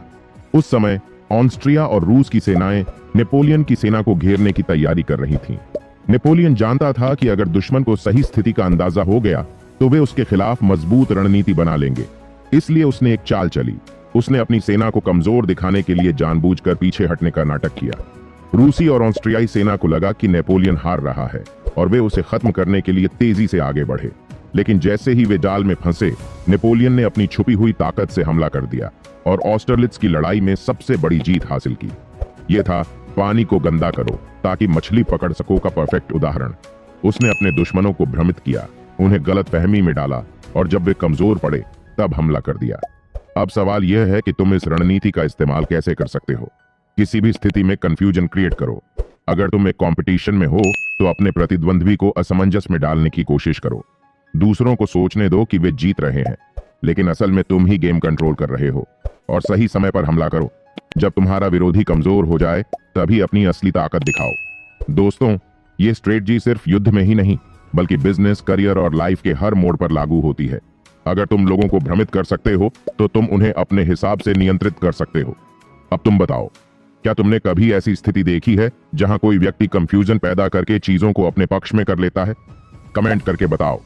On fire. अब बारी है चैप्टर 40 की मुफ्त चीजों से नफरत करो। तुम्हें कभी ना कभी किसी ने कुछ मुफ्त में दिया है और वो चीज ज्यादा देर तक नहीं चली या तुम्हें उसकी उतनी कदर नहीं हुई। अब सोचो, अगर तुम्हें वही चीज अपने पैसों से खरीदनी पड़े तो क्या तुम उसकी ज्यादा इज्जत करोगे? यकीन मानो, जो चीज मुफ्त में मिलती है उसकी कद्र बहुत कम होती है। और यह सिद्धांत सिर्फ सामान पर ही नहीं बल्कि रिश्तों, करियर और लाइफ के हर पहलू पर लागू होता है। इस दुनिया में कुछ भी वास्तव में फ्री नहीं होता। जो चीज मुफ्त लगती है उसके पीछे कोई ना कोई छिपी कीमत जरूर होती है। और यही इस अध्याय का मूल सिद्धांत है। मुफ्त चीजों से नफरत करो। जॉन डी रॉकफेलर इतिहास के सबसे अमीर इंसानों में से एक, जिसने अपनी किस्मत खुद बनाई थी। जब वह युवा था तो उसके एक अमीर दोस्त ने उसे बिजनेस में मदद के लिए पैसे देने की पेशकश की, लेकिन रॉकफेलर ने यह प्रस्ताव ठुकरा दिया। क्यों? क्योंकि वह जानता था कि मुफ्त में मिली चीजें इंसान को कमजोर बना देती हैं। अगर उसने वो पैसे ले लिए होते तो वह कड़ी मेहनत करना छोड़ देता, जोखिम उठाने से डरता और शायद दुनिया का सबसे अमीर आदमी कभी नहीं बन पाता। उसने खुद मेहनत की, रिस्क लिया और अपने बलबूते पर दुनिया की सबसे ताकतवर ओनियल कंपनी स्टैंडर्ड ओनियल बनाई। आज भी बिजनेस की दुनिया में उसकी रणनीतियों को फॉलो किया जाता है। रॉकफेलर ने जो सबसे बड़ी सीख दी थी वह यह थी, जो चीज तुम्हें मुफ्त में मिल रही है हो सकता है उसके पीछे कोई और फायदा उठा रहा हो। इस नियम को अपनी लाइफ में कैसे लागू किया जाए? अगर कोई तुम्हें मुफ्त में कुछ दे रहा है तो सोचो कि इसके पीछे उसकी मंशा क्या है। हमेशा अपने टैलेंट और मेहनत की कदर करो। अगर तुम खुद मेहनत करके कुछ कमाते हो तो उसकी ज्यादा इज्जत करोगे। और मुफ्त की चीजें लेने की आदत मत डालो, यह तुम्हारी खुद की ग्रोथ को रोक सकता है। दोस्तों, लाइफ में कुछ भी फ्री नहीं होता। अगर कोई चीज मुफ्त में मिल रही है तो समझो कि उसके पीछे कोई छिपा हुआ खेल जरूर है। खुद को मजबूत बनाओ, अपने दम पर मेहनत करो और अपनी काबिलियत से दुनिया जीतो। अब तुम बताओ, क्या तुम्हारे साथ कभी ऐसा हुआ है कि मुफ्त की चीज ने तुम्हें किसी मुसीबत में डाल दिया हो? कमेंट करके बताओ, जिससे हम भी तो जाने। चैप्टर 41। किसी महान व्यक्ति के कदमों पर ना चलो। तुमने सुना होगा, सफलता उन्हीं के कदमों में होती है जो किसी महान व्यक्ति का अनुसरण करते हैं। लेकिन क्या यह सच है? क्या इतिहास में कोई ऐसा इंसान है जो सिर्फ दूसरों की नकल करके महान बना हो? अगर बिल गेट्स, स्टीव जॉब्स या एलन मस्क सिर्फ किसी और के रास्ते पर चलते तो क्या वे आज की दुनिया के सबसे बड़े इनोवेटर होते? बिल्कुल नहीं। सच्ची सफलता उन्हीं को मिलती है जो भीड़ से अलग कुछ नया करने की हिम्मत रखते हैं। यह कहानी है एलन मस्क की, एक ऐसा इंसान जिसने दुनिया को दिखाया कि सच्ची सफलता किसी के नक्शे कदम पर चलने से नहीं बल्कि खुद का रास्ता बनाने से मिलती है। जब एलन मस्क ने स्पेसएक्स शुरू किया तब लोग कहते थे कि नासा और रूस जैसे बड़े संगठनों के सामने तुम्हारी कंपनी टिक नहीं पाएगी। लोगों ने उसे सलाह दी कि वह किसी सरकारी स्पेस एजेंसी के साथ काम करे, क्योंकि खुद का रॉकेट बनाना असंभव था। लेकिन मस्क ने किसी की नहीं सुनी। वह नासा या रूस के वैज्ञानिकों के रास्ते पर नहीं चला। उसने अपनी खुद की टेक्नोलॉजी विकसित की। लागत को 90% तक कम कर दिया और आज उसकी कंपनी मंगल ग्रह तक पहुंचने की तैयारी कर रही है। अगर मस्क सिर्फ नासा की नकल करता तो शायद आज भी हम उसी धीमी स्पेस टेक्नोलॉजी में फंसे होते। इस कहानी से हमें सबक मिलते हैं। महानता की नकल मत करो, नया सोचो। कोई भी बड़ा लीडर सिर्फ दूसरों की कॉपी करके सफल नहीं हुआ। रिस्क लेने से मत डरो। अगर तुम अपनी खुद की राह चुनते हो तो शुरू में लोग तुम्हें पागल कहेंगे, लेकिन यही पागलपन तुम्हें बड़ा बनाएगा। और भीड़ से अलग चलो। अगर तुम वही करोगे जो दुनिया कर रही है तो तुम वहीं पहुंचोगे जहां दुनिया है, लेकिन अगर तुम कुछ अलग करोगे तो तुम इतिहास बना सकते हो। तो दोस्तों, अब फैसला तुम्हारे हाथ में है। तुम किसी और के नक्शे कदम पर चलना चाहते हो या खुद का रास्ता बनाकर दुनिया को चौंकाना चाहते हो? कमेंट करके बताओ, क्या तुम्हारी लाइफ में कभी ऐसा मोमेंट आया है जब तुम्हें भी अपनी राह खुद चुननी पड़ी हो? अगर वीडियो पसंद आई हो तो लाइक करो, शेयर करो और चैनल सब्सक्राइब करना मत भूलना। चैप्टर 42, नेता को हटाओ, अनुयायी बिखर जाएंगे। अगर तुम्हें एक ऐसा मंत्र मिल जाए जिससे किसी भी संगठन, ग्रुप या सत्ता को कमजोर किया जा सके, तो क्या तुम इसका इस्तेमाल करोगे? ये मंत्र है, लीडर को हटाओ, सिस्टम बिखर जाएगा। इतिहास में ऐसे कई उदाहरण हैं जहां एक व्यक्ति की ताकत पूरे साम्राज्य को संभालती थी और जब वो व्यक्ति हटा तो सब कुछ ढह गया। लेकिन क्या आज के दौर में भी ये सच है? बिल्कुल। और इसका सबसे बड़ा उदाहरण है एप्पल और स्टीव जॉब्स की कहानी।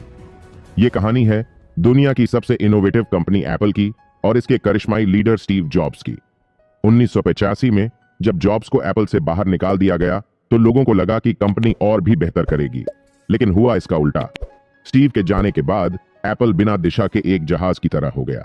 कंपनी ने कई गलत फैसले लिए, उसके प्रोडक्ट्स मार्केट में फेल होने लगे और एप्पल लगभग दिवालिया होने की कगार पर आ गया। 1997 में कंपनी को बचाने के लिए जॉब्स को वापस बुलाया गया और सिर्फ कुछ ही सालों में उन्होंने आईमैक, आईपॉड और आईफोन जैसे प्रोडक्ट्स लॉन्च किए, जिसने एप्पल को फिर से दुनिया की सबसे इनोवेटिव कंपनी बना दिया। सीख क्या मिली? जब तक जॉब्स थे, एप्पल दुनिया पर राज कर रहा था, लेकिन जैसे ही उन्होंने कंपनी छोड़ी, उसकी पकड़ ढीली पड़ गई। इस चैप्टर से सबक मिलते हैं। हर ग्रुप, कंपनी या सत्ता का एक पावर सेंटर होता है। अगर आप उसे हटा देते हो तो पूरी व्यवस्था कमजोर हो जाती है। लीडरशिप सिर्फ एक पद नहीं, बल्कि एक विजन होती है। अगर सही लीडर ना हो तो बड़ी से बड़ी संस्था भी ढह सकती है। और अगर तुम किसी सिस्टम को तोड़ना चाहते हो तो उसके लीडर को हटाओ। इतिहास में कई बार ऐसा हुआ है, चाहे वो किसी देश का राजा हो या किसी कंपनी का सीईओ। तो दोस्तों, अब तुम बताओ, क्या तुम्हारी लाइफ में ऐसा कोई इंसान है जो तुम्हारे ग्रुप, बिजनेस या किसी टीम का असली लीडर हो? या फिर क्या तुम खुद वो लीडर बनना चाहते हो जिसके बिना सब बिखर जाएं? चैप्टर 43 बताते हैं कि दूसरों के दिल और दिमाग पर काम करो। सोचो, तुम्हारे सामने दो लोग हैं। एक जो अपनी बातों से तुम्हें लॉजिक से समझाने की कोशिश कर रहा है, दूसरा जो अपनी भावनाओं और कहानियों से तुम्हारे दिल को छूने की कोशिश कर रहा है। तुम किसकी बात ज्यादा याद रखोगे? बिल्कुल, उस इंसान की जिसने तुम्हारे दिल को छुआ। यही फर्क है सिर्फ दिमाग पर असर करने और दिमाग के साथ दिल जीतने में। और इसे सबसे बेहतरीन तरीके से नेल्सन मंडेला ने करके दिखाया था। नेल्सन मंडेला दक्षिण अफ्रीका के पहले अश्वेत राष्ट्रपति। 27 साल जेल में बिताने के बाद जब वो बाहर आए तो उनके पास दो रास्ते थे, बदला लेना या लोगों के दिलों को जीत कर बदलाव लाना। उन्होंने दूसरा रास्ता चुना। जब मंडेला राष्ट्रपति बने तो उन्होंने उन लोगों को भी गले लगाया जो कभी उनके खिलाफ थे। उन्होंने दक्षिण अफ्रीका की सबसे गोरी टीम, रग्बी टीम स्प्रिंगबोक्स का समर्थन किया, जिसे अश्वेत लोग नफरत से देखते थे। उन्होंने ये समझा कि अगर बदलाव लाना है तो सिर्फ दिमाग नहीं, बल्कि लोगों के दिलों पर भी असर डालना होगा। और यही हुआ। स्प्रिंगबोक्स ने 1995 का रग्बी वर्ल्ड कप जीता और उस जीत ने पूरे देश को एक कर दिया। मंडेला ने सिर्फ सत्ता नहीं, बल्कि लोगों के दिलों और दिमाग पर राज किया। इसलिए आप भी सिर्फ दिमाग नहीं, दिल भी जीतना जरूरी है। इस चैप्टर से हमें ये सबक मिलते हैं। तर्क से लोग सुन सकते हैं, लेकिन भावनाओं से वे तुम्हारे साथ खड़े होंगे। बदलाव लाने के लिए सिर्फ ज्ञान नहीं, बल्कि सहानुभूति भी जरूरी होती है। और अगर तुम किसी को लंबे समय तक अपने साथ रखना चाहते हो तो उसके दिल तक पहुंचो। तो दोस्तों, अब तुम बताओ, क्या तुम सिर्फ दिमाग पर असर डालते हो या लोगों के दिलों तक भी पहुंच पाते हो? अगर ये सीख पसंद आई तो इसे अपने दोस्तों के साथ शेयर करो और चैनल को सब्सक्राइब जरूर करना। अब जानेंगे चैप्टर 44 को आईने के प्रभाव का इस्तेमाल करो और दूसरों को भ्रमित करो। अगर तुम किसी ऐसे व्यक्ति से मिलते हो जो हमेशा खुद को एकदम सही दिखाने की कोशिश करता है और वह हमेशा दूसरों की नकल करता है, लेकिन क्या होता है जब तुम खुद भी वही करोगे? क्या तुम उसे उसी रास्ते पर चला सकते हो जिससे वह भ्रमित हो जाए? आज के इस अध्याय में हम आईने के प्रभाव की बात करेंगे। ये एक ऐसी कला है जिसका इस्तेमाल करके तुम दूसरों को अपनी दिशा में चला सकते हो। हम बात कर रहे हैं हैरी हुडिनी की। शायद तुमने सुना होगा उनका नाम। वह दुनिया के सबसे बड़े जादूगर थे। हैरी ने अपनी जादुई कृतियों से लोगों को हैरान कर दिया, लेकिन उनका एक सबसे बड़ा हथियार था आईना। हैरी के शो में वह अक्सर सामने एक बड़े आईने का इस्तेमाल करते थे। इस आईने का उपयोग वह लोगों को भ्रमित करने के लिए करते थे। जब हैरी अपने किसी जादू का प्रदर्शन कर रहे होते तो वह आईने के सामने से गुजरते और किसी अन्य स्थान पर अचानक प्रकट हो जाते। लोग समझ नहीं पाते थे कि उन्होंने यह कैसे किया। यह आईने का प्रभाव था। जब लोग वही देखते थे जो हैरी चाहते थे तो उनकी सोच और नजरें भ्रमित हो जाती थीं। यही नहीं, वह आईने का इस्तेमाल अपनी हर एक चाल को इस तरह से दिखाते थे जिससे उनका असली उद्देश्य छिपा रहता था। यहां से हमें कुछ महत्वपूर्ण बातें सीखने को मिलती हैं। लोग वही मानते हैं जो उन्हें दिखाया जाता है। जैसे हैरी हुडिनी ने अपने शो में लोगों को भ्रमित किया, वैसे ही अगर हम सही तरीके से अपनी छवि प्रस्तुत करें तो लोग हमारी नीयत को सही समझने लगते हैं। अपनी असली मंशा को छुपाना भी एक कला है। कभी कभी हमें अपने असल उद्देश्य को छुपाकर काम करना पड़ता है। जैसे जादूगर अपना जादू दिखाता है, वैसे ही हम अपनी चालों को दूसरों से छिपाकर अपने लक्ष्यों को हासिल कर सकते हैं। और आत्मविश्वास और परफॉर्मेंस पर ध्यान दो। आईने का प्रभाव न सिर्फ भ्रमित करता है, बल्कि यह हमारे आत्मविश्वास को भी बढ़ाता है। अगर हम खुद को सही दिखाते हैं तो लोग हमें उसी रूप में स्वीकार करते हैं। तो दोस्तों, अगली बार जब तुम्हें किसी को अपने हिसाब से चलाना हो तो याद रखना, आईने के प्रभाव का इस्तेमाल करो। अगर तुम अपनी छवि सही तरीके से प्रस्तुत करते हो तो लोग उसी रूप में तुम्हें देखेंगे जैसा तुम चाहते हो। अगर तुम इस कला को समझ पाए हो तो चैनल को सब्सक्राइब करना मत भूलना, क्योंकि आगे और भी रहस्य तुम्हारा इंतजार कर रहे हैं। On fire chapter 45। बदलाव की आवश्यकता का प्रचार करो, लेकिन एक बार में ज्यादा सुधार मत करो। हम सभी के जीवन में बदलाव आते रहते हैं। कभी हमें बदलाव की जरूरत महसूस होती है, कभी नहीं। लेकिन जब हमें बदलाव करना होता है तो क्या हम एक साथ बहुत सारी चीजें बदलने की कोशिश करते हैं या थोड़ा थोड़ा करके आगे बढ़ते हैं?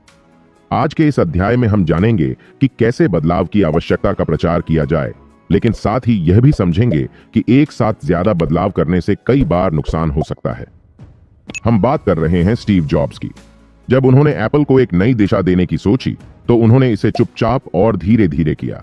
शुरुआत में एप्पल के उत्पादों में छोटे छोटे बदलाव किए गए, जैसे कि उनके कंप्यूटर का डिजाइन और सॉफ्टवेयर की गुणवत्ता में सुधार। लेकिन क्या तुम जानते हो, स्टीव जॉब्स ने कभी भी अचानक और एक साथ बहुत सारे बदलाव नहीं किए थे। जब एप्पल ने पहली बार आईफोन लॉन्च किया तो यह कोई अचानक बड़ा बदलाव नहीं था। जॉब्स ने आईफोन के साथ ऐसा नया उत्पाद लाया जो पहले से मौजूद तकनीक से थोड़ा अलग था। वह समझते थे कि बदलाव का प्रचार करना है, लेकिन वह इसे धीरे धीरे और सोच समझकर करते थे। उन्होंने आईफोन की शुरुआती सफलता को धीरे धीरे बड़े पैमाने पर फैलाया। वह जानते थे कि अचानक बहुत सारे बदलाव करने से लोग भ्रमित हो सकते हैं और इससे कंपनी की स्थिति पर असर पड़ सकता है। इसलिए स्टीव जॉब्स ने अपने बदलावों को इस तरह से पेश किया कि लोगों को वह सहजता से अपनाने में कोई परेशानी ना हो। बदलाव की आवश्यकता, लेकिन धीरे धीरे। यहां से हम कुछ महत्वपूर्ण बातें सीख सकते हैं कि बदलाव धीरे धीरे लाओ। अगर हम एक बार में बहुत सारे बदलाव करेंगे तो स्थिरता खो सकते हैं। छोटे छोटे सुधारों से स्थिरता बनी रहती है और लोग उसे अपनाते हैं।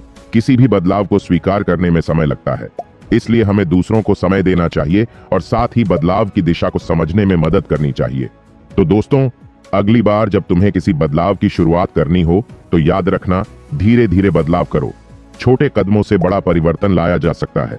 स्टीव जॉब्स की तरह सोचो और लोगों को समय दो बदलाव को अपनाने का। चैप्टर 46। कभी भी खुद को परफेक्ट मत दिखाओ। हम सबने कभी न कभी ये सुना है, परफेक्ट बनो या दिखावा करो कि तुम सबसे बेहतरीन हो। लेकिन क्या आपने कभी सोचा है कि अगर आप खुद को परफेक्ट दिखाने की कोशिश करते हैं तो ये उल्टा पड़ सकता है? रॉबर्ट ग्रीन के चैप्टर 46 में यही सिद्धांत बताया गया है कि कभी भी खुद को परफेक्ट मत दिखाओ, क्योंकि इसका नुकसान हो सकता है। मैं आपको एक असल कहानी सुनाता हूं। आप सबने स्टीव जॉब्स का नाम सुना है, सही? वो एप्पल के फाउंडर थे और पूरी दुनिया में उनकी क्रिएटिविटी और सफलता का कोई मुकाबला नहीं था। लेकिन क्या आप जानते हैं कि स्टीव जॉब्स ने कभी खुद को परफेक्ट नहीं दिखाया? स्टीव जॉब्स के जीवन का एक बहुत दिलचस्प किस्सा है। जब एप्पल ने आईफोन लॉन्च किया था तो कंपनी के अंदर एक बहुत बड़ा विवाद था। जॉब्स ने अपनी टीम से बार बार कहा, हमने जो बनाया है वह बिल्कुल सही नहीं है। और यही कारण था कि एप्पल ने इतने समय तक अपने प्रोडक्ट्स को लेकर पब्लिक को चुप रखा। उन्होंने अपने प्रोडक्ट्स को परफेक्ट नहीं दिखाया, बल्कि लगातार सुधारने पर जोर दिया। जॉब्स का यह तरीका दर्शाता है कि कभी भी खुद को परफेक्ट दिखाना एक धोखा हो सकता है। जब आपने किसी चीज में कुछ छिपा लिया होता है या उसमें कोई कमी होती है, तो लोग आपके बारे में और ज्यादा जानने की कोशिश करते हैं। इससे आपकी विश्वसनीयता और सच्चाई को लेकर विश्वास बढ़ता है। रॉबर्ट ग्रीन ने इस चैप्टर में कहा है कि अगर आप खुद को परफेक्ट दिखाते हो तो लोग आपकी छवि में बोरियत महसूस करेंगे और वे आपके पास आने में हिचकिचाएंगे। इसलिए थोड़ी सी असमानता या खामियां दिखाना आपके लिए फायदेमंद हो सकती हैं। हम सबके अंदर कुछ ना कुछ खामियां होती हैं, फिजिकल, मानसिक या हमारी आदतों में, पर वो खामियां ही हमें इंसान बनाती हैं और यही असल ताकत है। कभी भी खुद को बिना खामियों के दिखाने की कोशिश मत करो, क्योंकि असली ताकत तब है जब आप अपनी कमियों को भी सच्चाई के साथ स्वीकार करते हो। यही वास्तविक परिपूर्णता है जो दूसरों को आकर्षित करती है। तो अगली बार जब आप खुद को परफेक्ट दिखाने की कोशिश करें, तो याद रखिए कि असली ताकत और आकर्षण तब है जब आप अपनी खामियों और कमजोरियों को स्वीकारते हो। यह आपको न केवल सच्चा दिखाता है, बल्कि लोगों के दिलों में भी जगह बनाता है। रॉबर्ट ग्रीन के चैप्टर 47 में यही सिखाया गया है कि जब आप अपने लक्ष्य को हासिल कर लें, तो उस लक्ष्य से आगे बढ़ने के बजाय उसे जीत की तरह मनाएं और रुकने का तरीका अपनाएं। यह कहानी एक मशहूर व्यवसायी की है, माइकल जॉर्डन, जिन्हें शायद दुनिया का सबसे महान बास्केटबॉल खिलाड़ी माना जाता है। अब ये तो आप जानते ही होंगे कि उन्होंने 6 NBA चैंपियनशिप जीती हैं, लेकिन क्या आप जानते हैं कि उन्होंने अपनी करियर की सबसे बड़ी जीत के बाद अचानक से अपना खेल छोड़ दिया था? हाँ, आपने सही सुना। 1993 में जब उनका करियर अपने शिखर पर था, उन्होंने बास्केटबॉल से रिटायरमेंट ले लिया। लोग हैरान थे, क्या कर रहे हो माइकल, तुम तो सबसे बड़े खिलाड़ी हो। लेकिन माइकल ने वही किया जो रॉबर्ट ग्रीन इस चैप्टर में हमें सिखाते हैं। वह अपनी जीत में रुकने का फैसला किया। उन्होंने अपनी जीत का आनंद लिया और खुद को नए लक्ष्य की ओर अग्रसर किया।